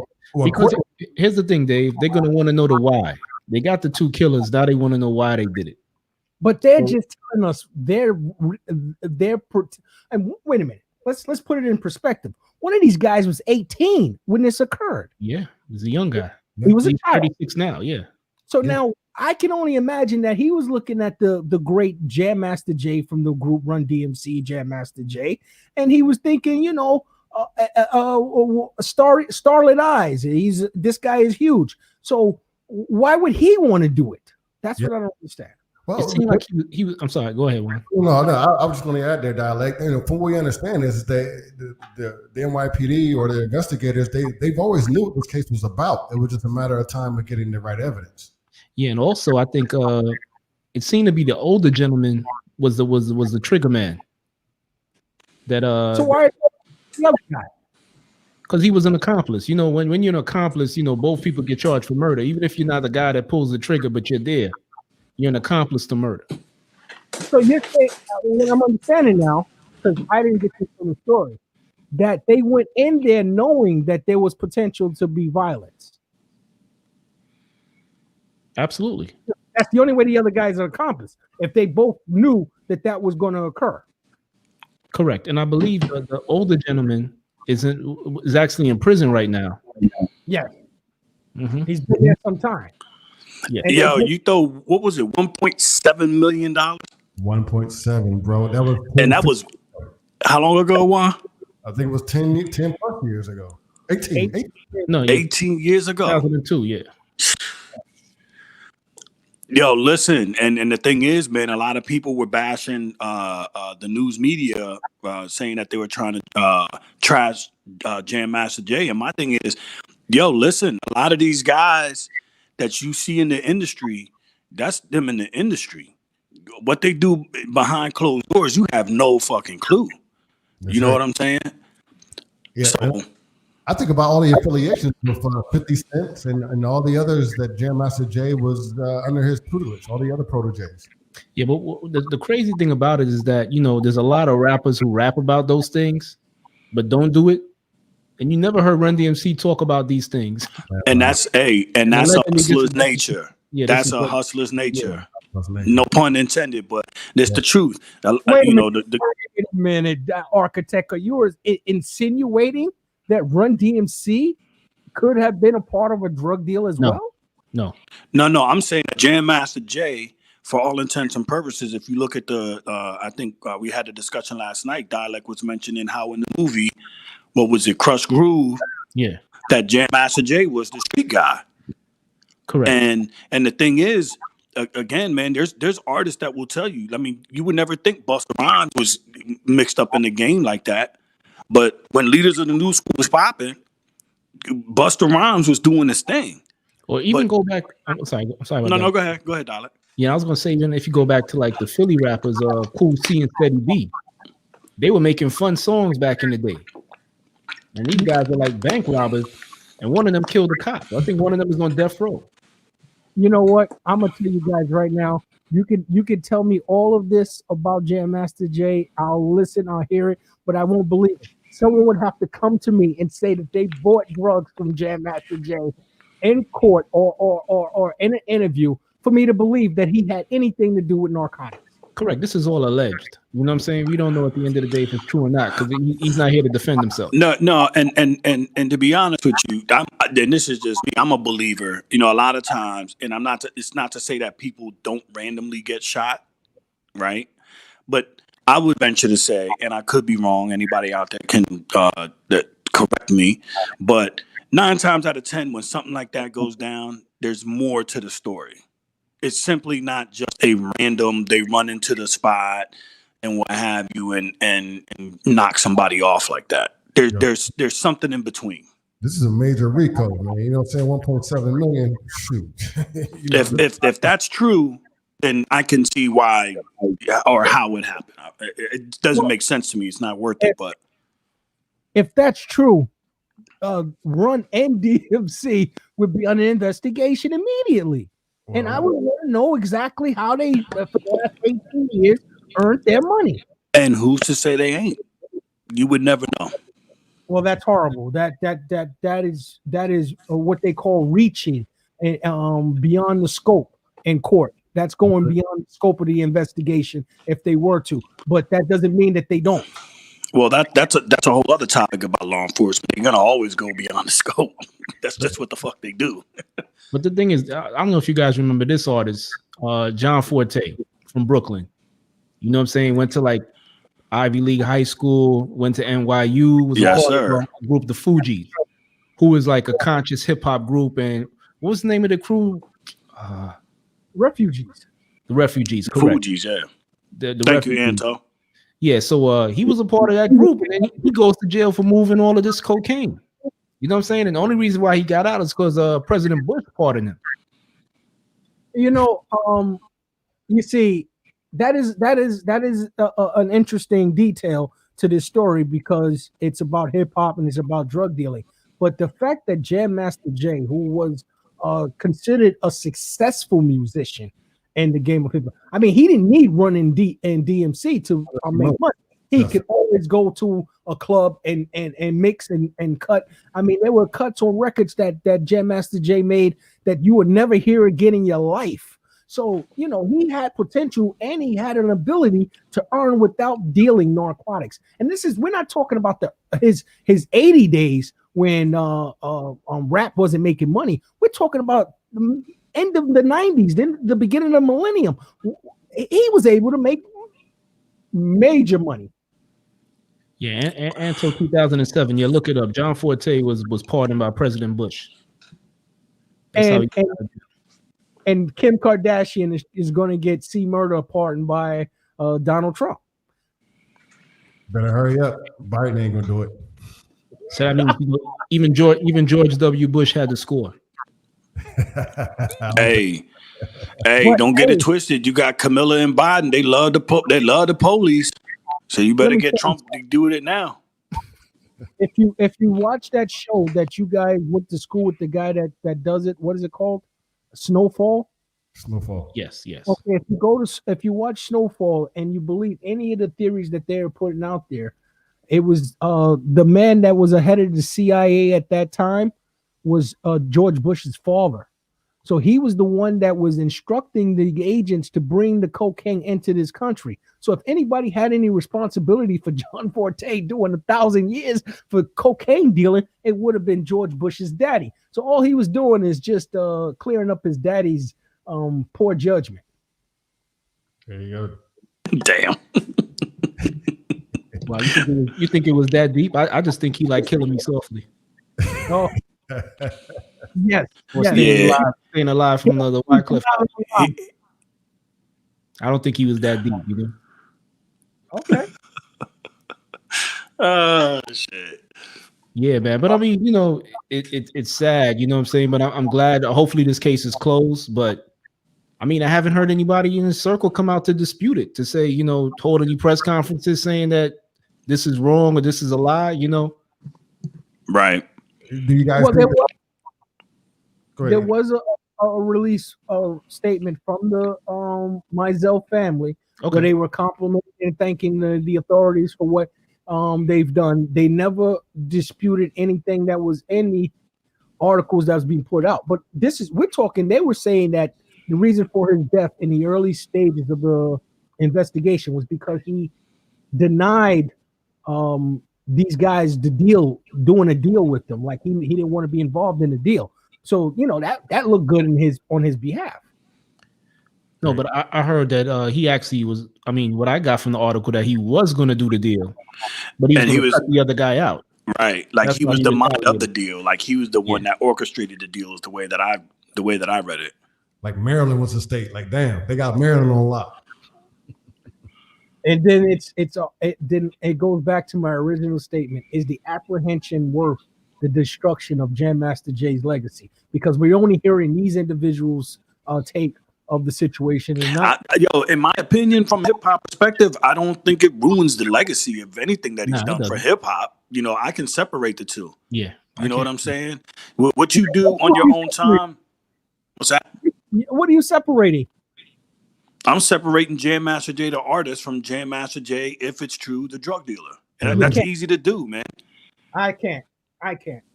I'm sorry. It's just like me and the activist and the rapper. You understand? You can't like anybody from Bad Boy Records. Hey, listen. Hey, we all have a dark side. We all have a light side, bro. And anybody that denies that's full of shit. And that's where I come from. But here's that's the why thing, Dave. I think because I don't have a dark side. But here's the thing, Dave. Bullshit.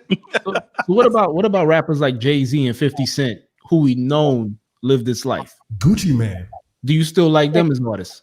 The difference is when I grew up on Run DMC and Jam Master Jay and wanting to be a part of the hip hop culture, I was believing that there was nothing but light. That was everything that I wanted to be, was the fact that we got a whole bunch of stars on stage tonight rapping at Live Aid and things like that. But forget Crush Groove, which is one of my favorite movies ever, but Tougher Than Leather, on tour with Madonna, Run DMC were the epitome of hip hop. When I started, I mean, the song Sucker MCs was the one that turned me on to hip hop. You kidding me? There was this guy that lived across the street that had a boombox, and all he would play for 24 hours was Sucker MCs. What I want to know, Dave, do you think this will lead to the arrest in the Tupac or Biggie case? It took them 18 years. Can we expect a solved case in any of those other unsolved murders that's been going on for years? Again, the individual that killed Notorious B.I.G., all he would have to do was get captured like these gentlemen and try to work out a deal like these gentlemen, because the guy that the older gentleman, Ronald. First of all, we're calling them gentlemen. We don't do that. But anyway. Okay, these assholes. All right. There you go. Better. Asshole that's already in jail is now going to get a trip to New York. He's going to get a New York style meal. He's not going to get the stuff that he's getting upstate. He's going to get to stay down in the city. Maybe potentially family will be able to see him in court and things like that. This is a plush deal for these guys. That's why they gave it up. You understand? They getting treated like royalty now. I think sorry, Dave. I didn't mean to interrupt. I think there's a big difference in how the Biggie and Tupac case versus this. It's very different in nature, right? And I guess you could say this is my tinfoil hat.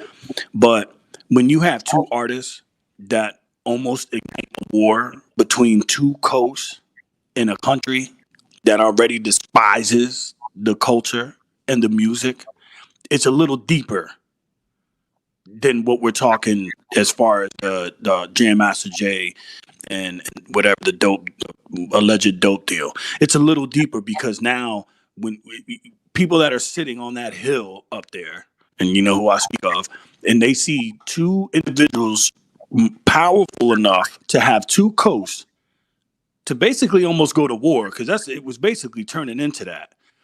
something had to happen. And I could be wrong. And again, that's my tinfoil hat speaking, but I just feel it's deeper in nature in comparison to what we're talking about with Jam Master Jay.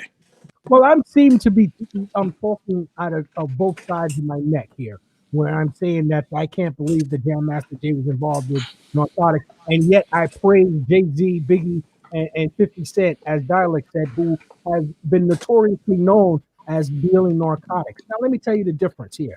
Those gentlemen were starting out with nothing, and I mean, 50 was born into the business, and they came up understanding that probably be their only avenue of earning in this society where, you know, blacks didn't get main support and become accountants, lawyers, and doctors. So these gentlemen took on to themselves to make a dollar to feed their families. Now, once they started to get money, and if they continued, like if we was to find out tomorrow that Jay-Z is moving keys, he would be the biggest moron in the world.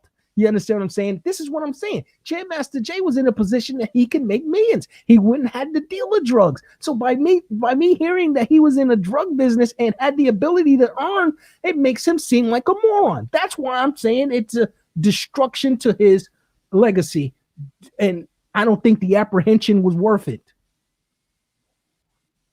So you're saying it was just better off being a cold case? That's it.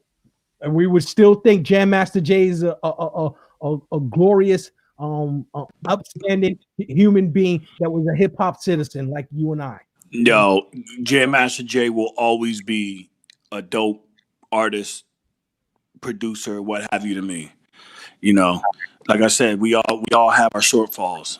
So I'm not going to take away the legacy for a bad decision on the outside of the hip hop game.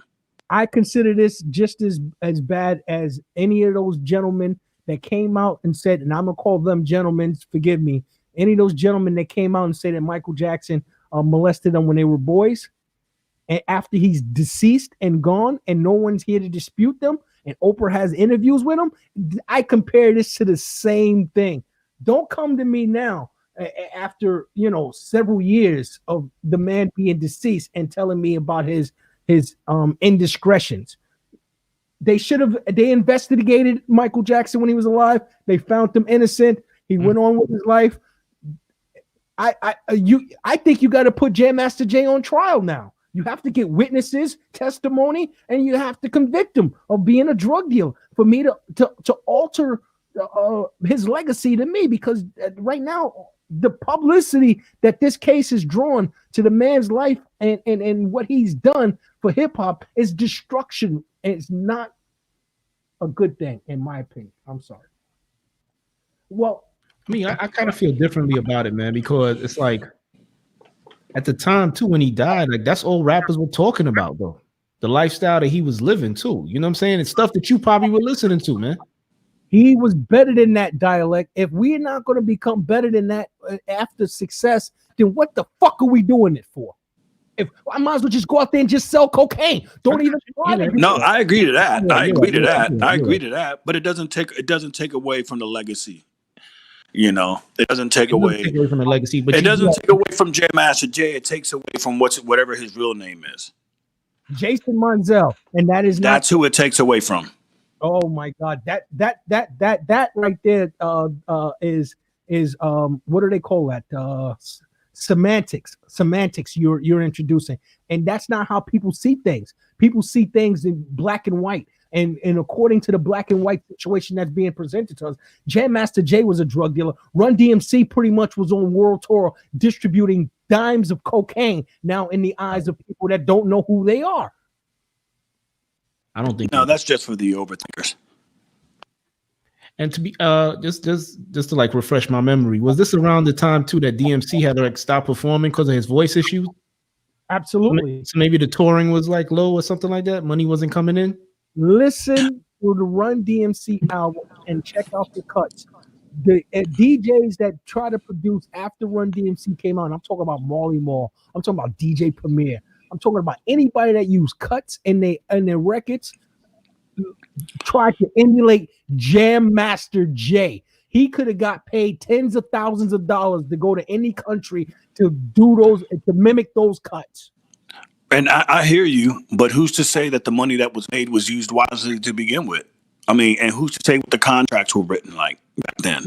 Like you're saying, who says these two morons that just got apprehended are the ones, well, not just the one that got caught by the ATF and the guy that's already been doing time. We're taking the words of convicts right now, convicted criminals, over the word of a man that was there for children and communities when I was a child. Well, it's the feds that are saying that, right? They're not accusing. I don't. They're taking the word of convicted felons, and they presenting it to the news. That's and true. Is regurgitating it to the public, and the public can only take on what they're told. I guess I'm just saying it's not too far from belief. That's all. Having been a part of the game and seeing how some of that stuff works, it wouldn't surprise me. I'm not saying it's true. I'm just saying it wouldn't surprise me. You know, people as big as Run DMC were in the 80s and 90s. No, I'm saying I know people. I'm saying I know how the game works. That's all I'm saying. From hip hop to the game to the street game. I've seen it. I've seen it multiple times, and how it makes the shift from the streets into hip hop. You see what I'm saying?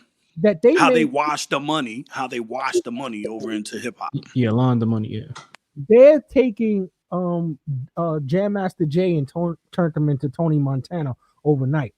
And for us as hip hop citizens, as hip hop listeners, as culture prognosticators, we're saying that is acceptable and believable. Then what are we doing up here? Promoting a culture that's infested with narcotics? See, that's where I don't know. You like Biggie, right?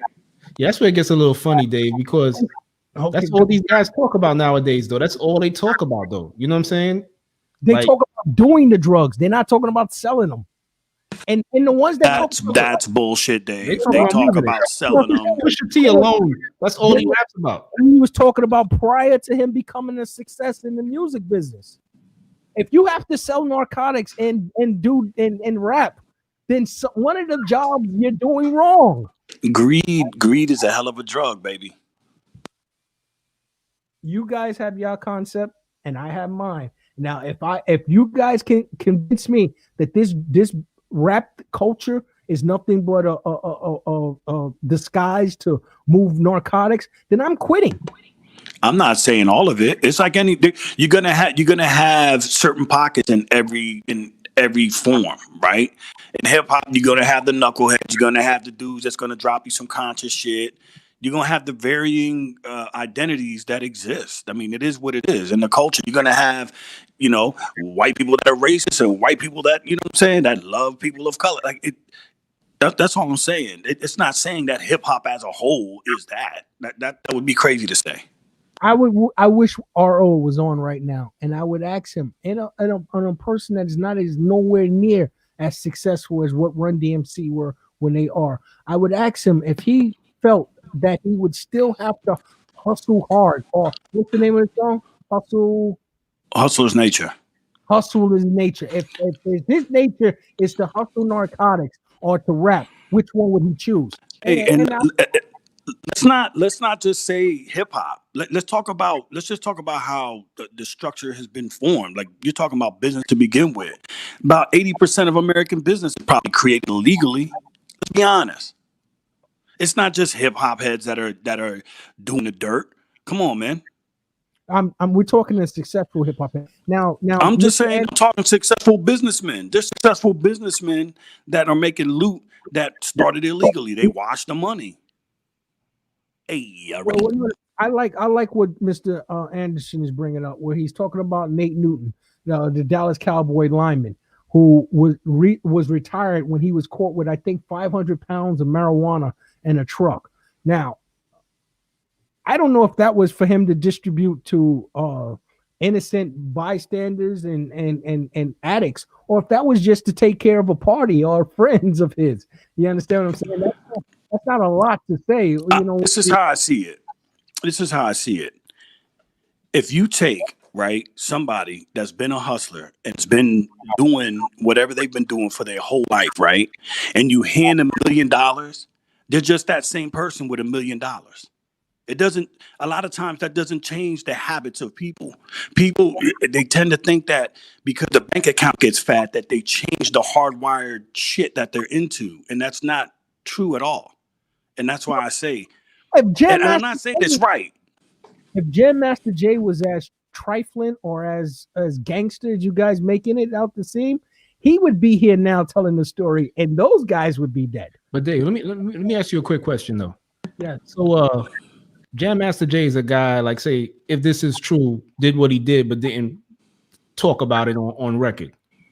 But so he never, so that way, you know what I'm saying, it's just between him and he's not infected, like he just did it on his own without anybody knowing.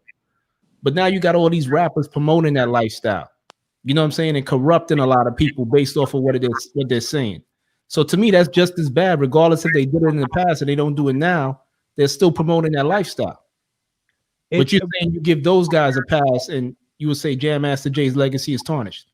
I give a pass to a person that needs to feed his family over a person that had the opportunities, had the life, had the world by the balls, and then all of a sudden decided that they needed to do 1.7 in drugs. I believe it tarnishes what I thought the individual was. And for that tarnishment, that means that he's no longer worthy of the great name of Jam Master Jay the Great. He can't be this. I mean, you got to understand what I'm saying. If he was supposed to be a leader of the culture and he led us to believe that once you become a success, it just gives you more opportunity to buy more narcotics. It gives you a bigger consumer, or it's like he would have been the Costco of crack. So okay, so I just want to state for the record, you know what I'm saying, I don't agree with drug dealing in no way, shape, or form. But John Juan brings up a good question as far as rap is concerned. Like, who said rappers get paid? Do you think it was like maybe, a lot of us assume, like you assume he's making money. Maybe he has debt. You know what I'm saying? Right.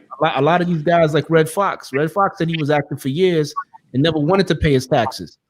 Then the IRS caught up with him, took away all his assets. He died days later. So what I'm trying to say is, like, maybe he had financial problems. You know what I'm saying? You're assuming that he had money, but maybe, because remember, he wasn't the voice to Run DMC. So if DMC is not performing, Run can't perform as Run DMC, so you don't need Jam Master Jay. So you know what I'm saying? You just assume that he had money. I'm just saying that he had the ability to earn money. As much as he had in that drug deal, whatever it was, let's say that 1.7 drugs turned out to be worth $10 million. I'm saying Jam Master Jay could have earned $10 million on the radio. How? Break it down. Doing a show, coming on, doing a spot. You don't think Flex got $10 million? I don't. Listen, You don't think? Okay. A lot of these radio DJs, man, you probably think they're lucky if they make probably 6 figures a year. You know what I'm saying? You just assume how much money they make. Corporate employee. Yeah, they're an employee. They're not a boss. They have a boss, so they're not going to make big money. So you're saying you're a boss if you deal in narcotics? No. What I'm trying to say, Dave, Fucking guy. what I'm trying to say is, like, Dave. you don't know his financial. You don't know his financial situation. You know what I'm saying? You just assume he had money because he was on TV and he was in a successful rap group. You hear about this all the time. Rappers going broke. Montel Jordan had to sell his entire catalog to pay off debt. You know what I'm saying? Is not. Let me explain to you right now. And here's the thing: Jam Master Jay was not the MC. He doesn't have any intellectual property. He didn't write the lyrics. You know what I'm saying? He's a DJ. Look at what Skrilla makes a year. DJ Skrilla or any of these DJs nowadays, and see what they earn a year. Look it up. We have Google. I don't have to tell you this. You look it up and you tell me what they earn. You said these days. You said these days. Correct. The game is different these days. It's different from how it was back then. He could have made it then as well. 18 years ago, he could have made what is equivalent to what I'm saying is $10 million. He could have made, if it was $2 million then. I'm saying he had the ability and the skills. If he chose not to use those to earn, that's what makes his legacy a failure if he chose narcotics over it. I think that's what makes him human. Yeah, his legacy is not a failure. Let's get that twisted. You know what I'm saying? You know, his music is, I mean, he's part of the iconic group ever. That dash between his birth and death, that's icon status. You know what I mean? So I think he's safe there with his work. Yeah. The legacy part. Now, there will be the internet looks at $14 million. His entire money is $14 million. Who's that? Funk Master Flex? 10 million.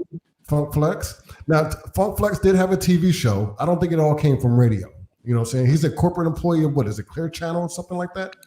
You know, saying radio or whatever. But well, he's got a brand too. Let us not be fooled. Flex got a brand. So, yeah, he has TV shows and other things like that. It's pretty money for him. You think Who Kids got $10 million? Oh, Who Kids play? He's paid. And you think Who Kid is paid more than Flex is? I'm not saying that. I'm saying he's paid. I don't know. I couldn't tell you. I don't check anybody's pockets. DJ Clue. Let's in fact, dialect. If you talk, I'm going to look up right now what the DJs are currently making right now. Go Celebrity Network though. People say that stuff is not real though. What's not real? Celebrity Network. Yeah, I got a couple of friends who tell me that they're on that list, and you know, they said, "Dude, you know me. That ain't right." Yeah. All I'm saying is, at the time of Jam Master Jay's death, 1.7, it was peanuts compared to what his legacy was worth.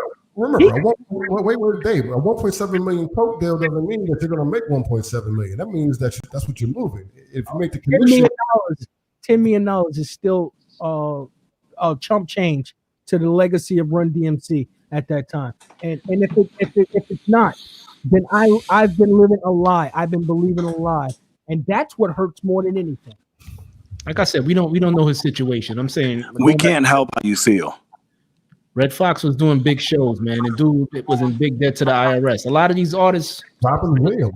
What's that? Robin Williams. Yeah, Robin Williams was big successful movies, man. Wound up, taking his own life. You know what I'm saying? So it's like, what does that got to do with the legacy? And what I'm trying to say, you don't know why he was, if he was involved in that, why he did it. You don't know his reasoning for doing it. You know what I'm saying? Not saying it's right, but I'm saying you just assumed that he had all this money at his disposal. He didn't want a job. That's what I'm assuming. If this is true, he didn't want a job. So Dave thinks it ruins a legacy. We don't. What we got next? Yeah, I know. Yeah. No, we agree to disagree. That's how it is on Hip Hop Citizen. R.I.P. Jam Master Jay. Glad this case is finally closed. It's not worth it, but go ahead. Yeah, the next story, talking about old school artists. We actually have I want to talk about Method Man versus Math Hoffa in that little battle that they had, the little 5-minute stage battle that they had. Did you guys get a chance to look at that? Yeah, I don't know. I wasn't really a big fan of it. First of all, there was too many damn sound effects and whoosh and whoosh and all this crazy shit. I don't know. I lost interest. Yeah. I mean, I was never really into the whole battle rap thing because the battle rap era that I come from is mainly off the top. When the DJ spins a beat and you make up the rhymes right then and there because you never know who your opponent is. So that alone, kind of. But I think, in this situation, it was more done for publicity.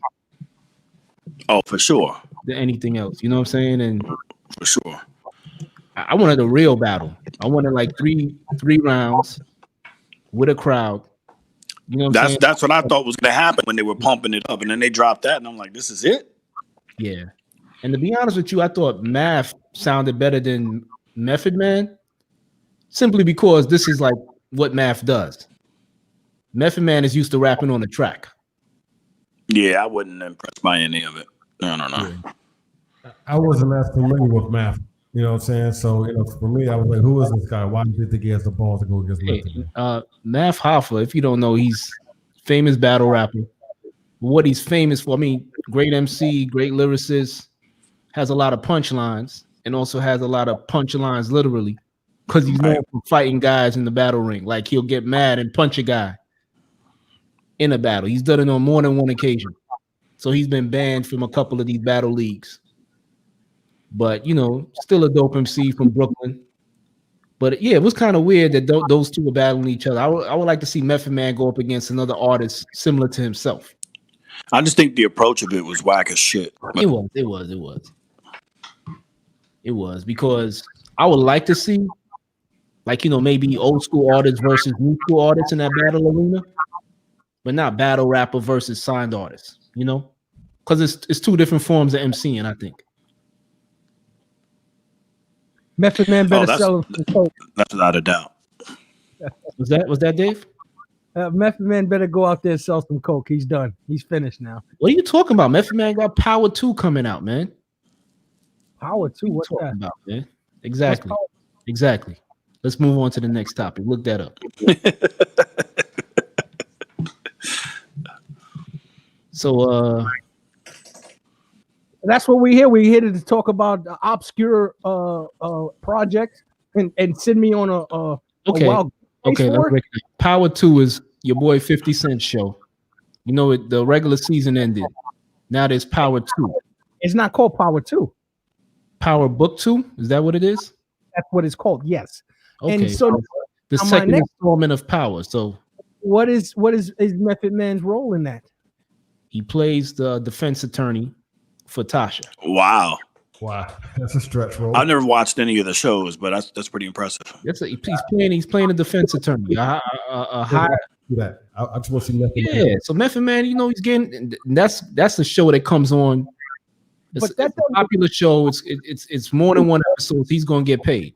It's not a credit to his emceeing, is what I'm saying. That's if he wasn't, he didn't have the ability to mash out this guy math science and put him to rest, then he needs to think about moving on in his career. And acting is not. Jam Master Jay could have acted. So you do have the ability to separate the art from the person's action outside of hip hop. Okay, I got you. What I'm saying is, because of Jam Master Jay and Run DMC, Method Man has the opportunity to go into a television show such as the 50 Cent production Power Book 2. And you guys don't understand the significance of that lineage there. No Jam Master Jay, no 50 Cent, no Method Man in Book 2 is my point. And that's what I'm talking about, the legacy there. I disagree. Hip hop was bigger than just one group. You know what I'm saying? Let me explain this to you. When it comes to the New York rapper, hip hop was already there before Run DMC. So Method Man would have been involved in hip hop anyway. No, what he's saying is he wouldn't have been involved in Power because Jam Master Jay is the one that put 50 Cent out there, is what he's saying.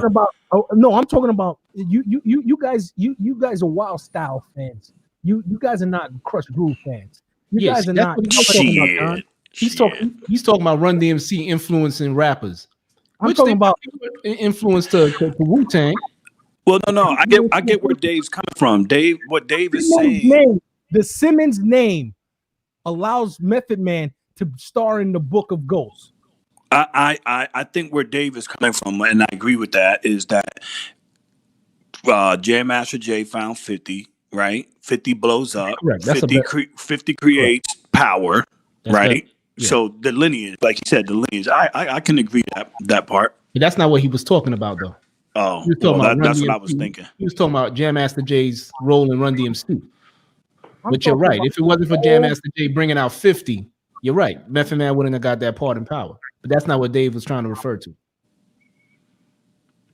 Okay, next. Let's Jam Master Jay, rest in peace.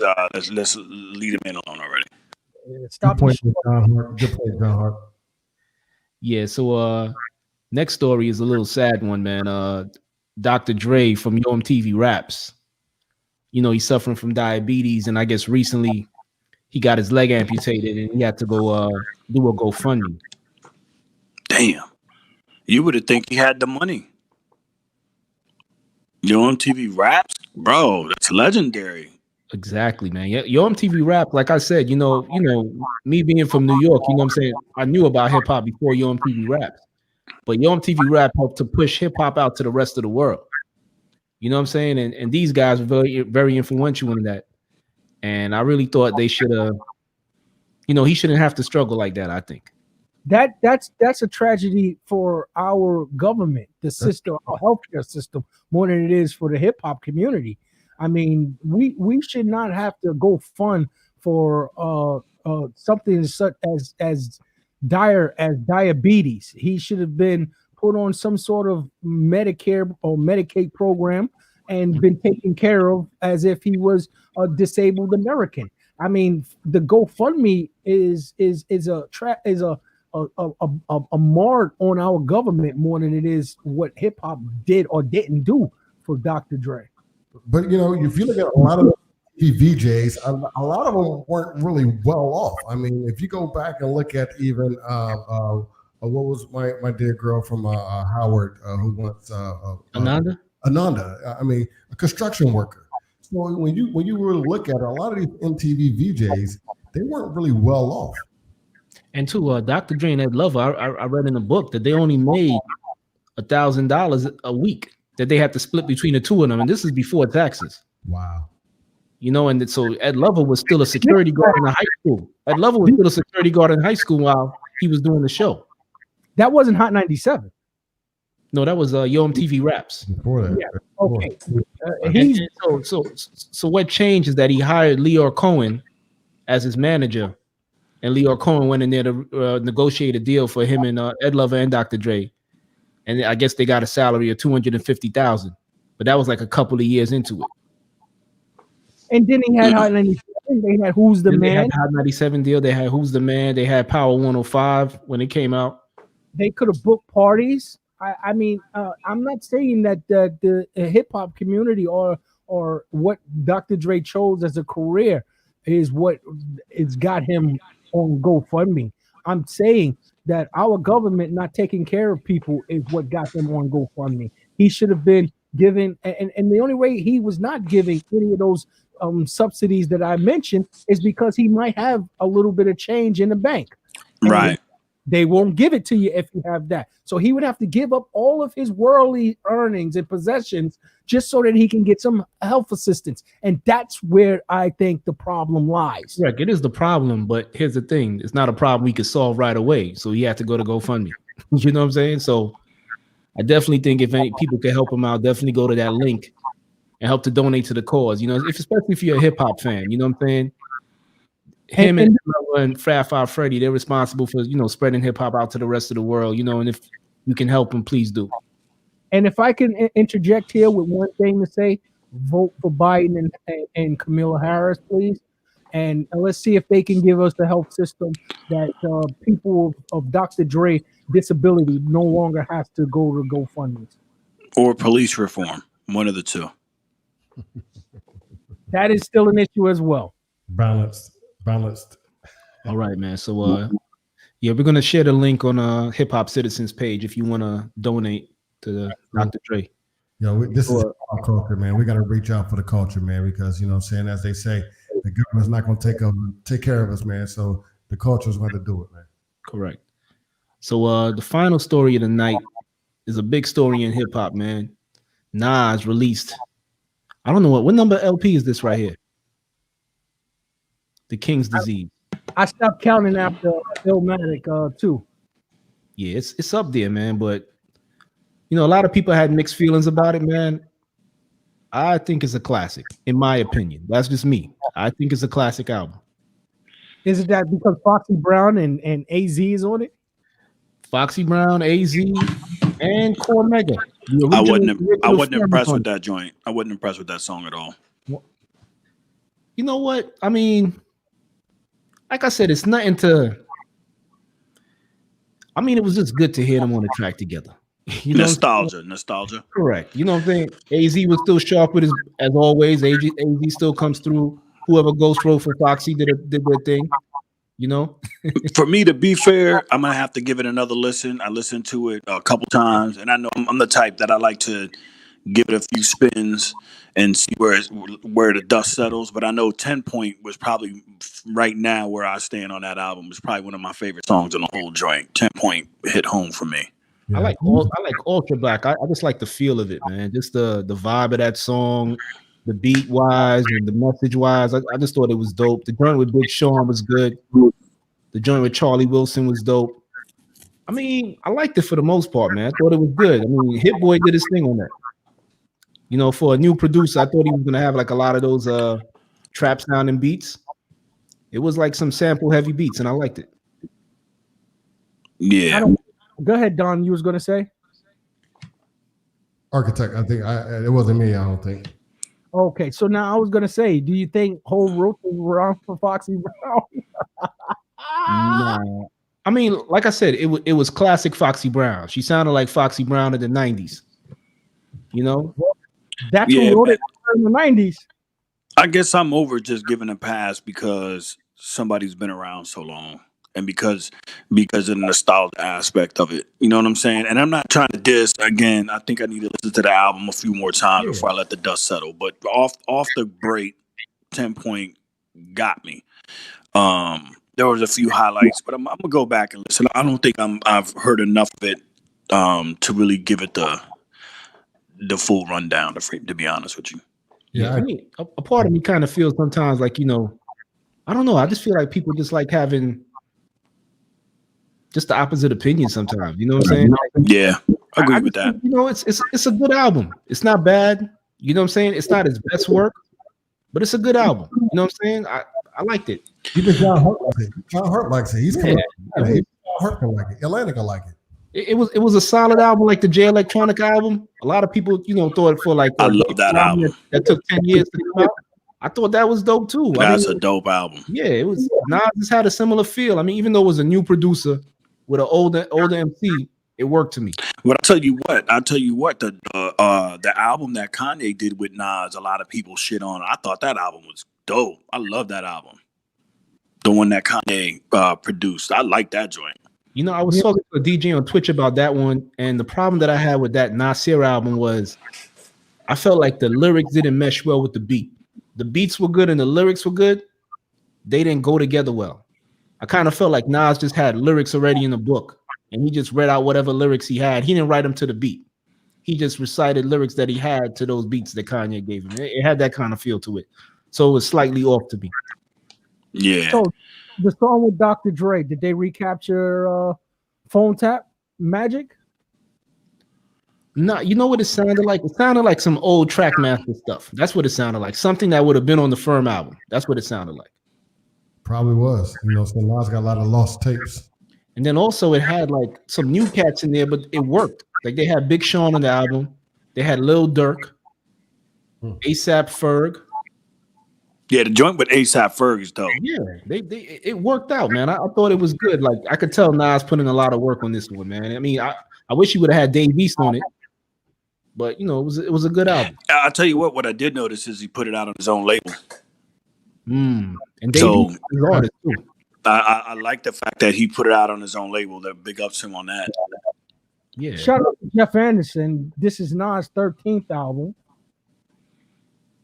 Yo, John Harp agrees. He said Nas and Kanye album is horrible. We won't say it's horrible. Could have been better. Yeah, but John Harp also thinks T.I. is the GOAT. So, you know, we have that. Wait a minute. John Harp just said his album was fire.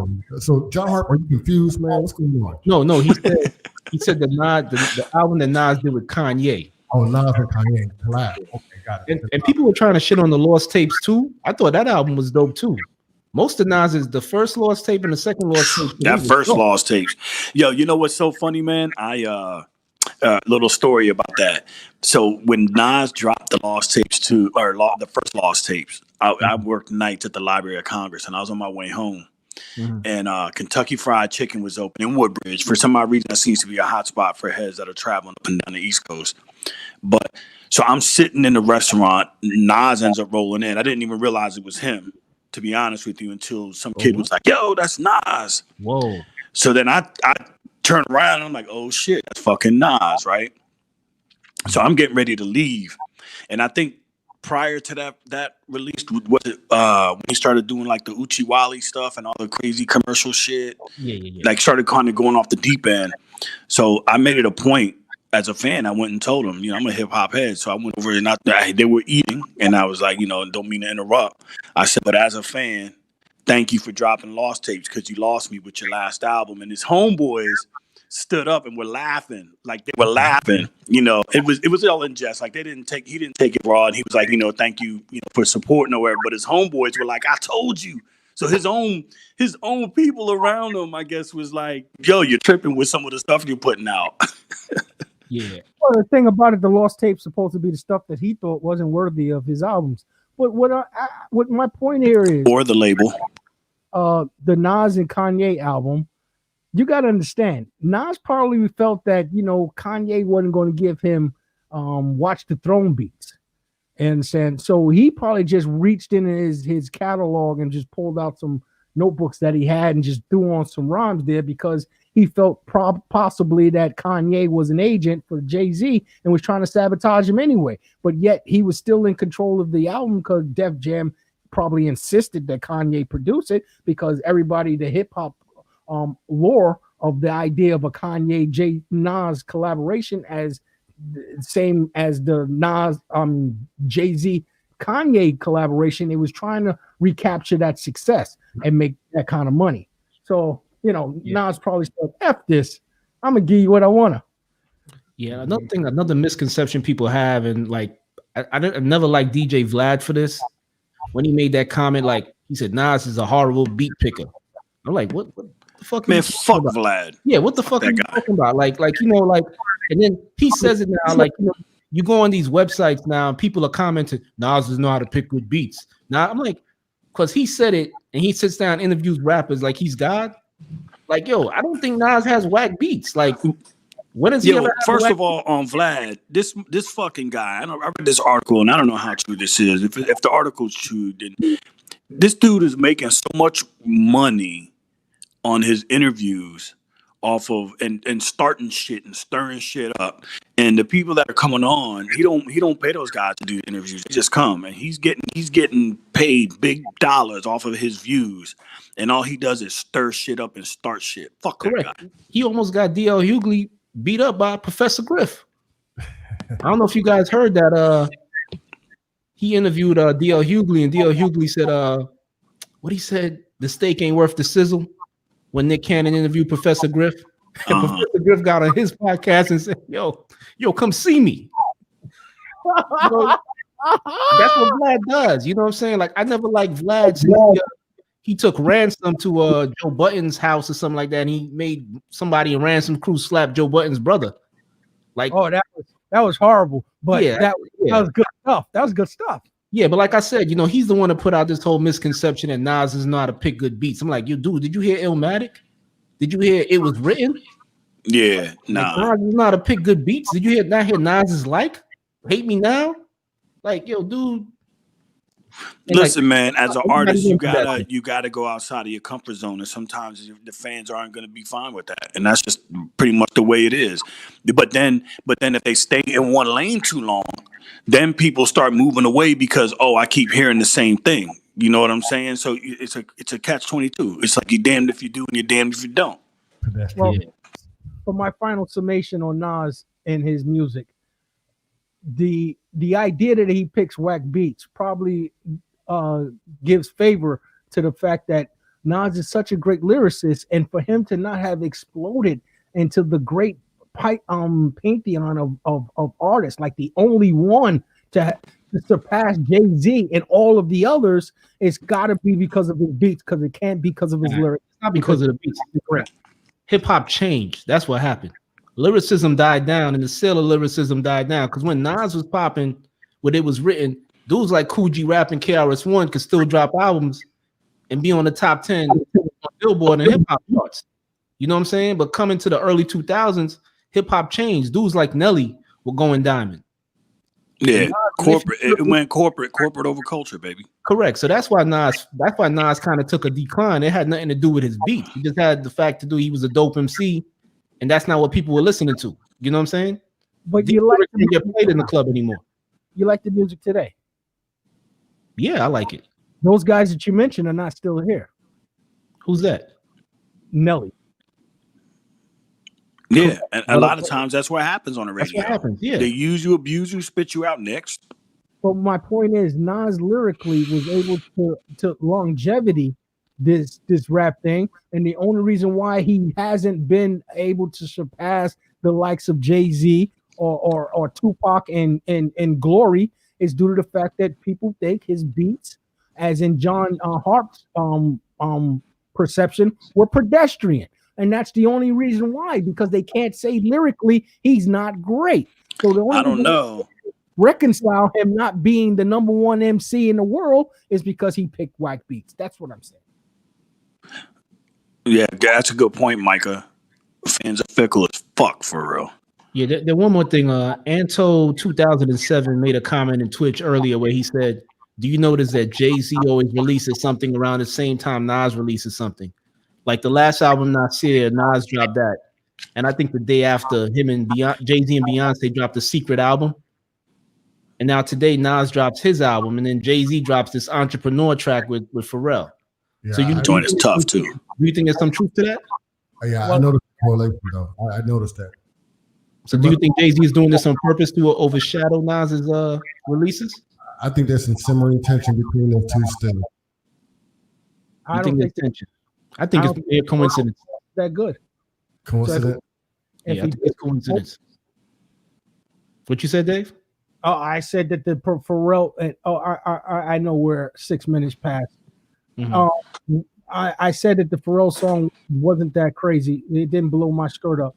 And if it did anything, it made me want to listen to Nas stuff even more. That's what I said. Good night, ladies and gentlemen. But here's the thing. Before you go, Dave, I was more impressed with the video than I was. That's exactly it. I The was more visual impressed with set the that visual, shit. like just having all these entrepreneurs in there. But like, I always feel like Jay-Z doing the conscious stuff. It's like, okay, he's doing it now. Great. You know what I'm saying? He should have been doing that 20 years ago. Yeah, come on, though. I used to think the same way, but I think about it. We all grow into the men we are. It's the collective actions of our past that create who we are now. So I refuse to draw that line on them. But I'm just saying that in context with like I don't think it overshadows Nas because what Jay-Z put out, Nas has been doing. You know what I'm saying? So even if he drops this song today, those lyrics are still not harder than No Ideas original. You know what I'm saying? Which is on the Lost Tapes 1. I gave you power. Correct. So like, lyrically, Jay-Z to me will never be Nas lyrically. And that's why I was saying that people is indicating that Nas's beats is what's the reason why he hasn't surpassed Jay-Z in popularity, fame, and fortune. But Nas makes it work though. I mean, I think he picks those beats because simple beats and complex lyrics kind of work better together, I think. Hey, but you gave me the reason why you think he hasn't surpassed Jay-Z. You think the culture changed and he was definitely involved with it. Definitely, because remember at the time it was like Cash Money was big, No Limit was big. You know what I'm saying? People were seeming to buy those type of music over anything that sounded New York. And you remember Nas is a typical New York MC. He doesn't really do that crossover stuff and do it well. Jay-Z does crossover well, not Nas. When Nas tried to do crossover with like, what's that song? You Owe Me with Genuine. It wasn't that good. Uchiwali wasn't that good. When he gets in his bag, knowing what he's good at, you like it. But at the time when he came out with Made You Look and all that stuff, the Streets Disciple album, hip hop was pretty changed at that time. You know what I'm saying? That Streets Disciple album was tough. Yeah, that was a hard album, man. I think Jeffrey Anderson said it best. Jay-Z focused on the rap business, and Nas focused on the art. And I tend to agree with him. Yo, and you know what though? Let's give Nas props though, because his investment firm is killing the game. He's making a lot of fucking loot, man. Who told TV? He sold 300 million. Shit, he was the one that brought Ring to the forefront, the Ring doorbell. It was on that Shark Show, whatever, Shark Tank or whatever. They shit on it. His investment firm put the money in, and then he just sold it a year or two ago. I can't remember what the amount was, but it was some ungodly amount of money. Oh yeah. And that is credit to Steve Stout. Let's not go without saying. That goes without saying. Hey, I don't know about you guys, but it's a wrap for me. Okay, let's close out. It's Friday Night Live here with the impeccable architect, the indelible Dialect 718, and the Mac Don Juan. His name says it all. And I'm the asshole, David Simon. And you can join me and allow me to shit all over you every Wednesday from 9 to 11. And I'm looking forward to a shitting contest this Wednesday coming up. Join me here at HipHopCitizen. And I like to say a shout out to Miss Diva Views, because no one does it like you, baby. Thank you. We miss you, Diva. All right, y'all. Peace.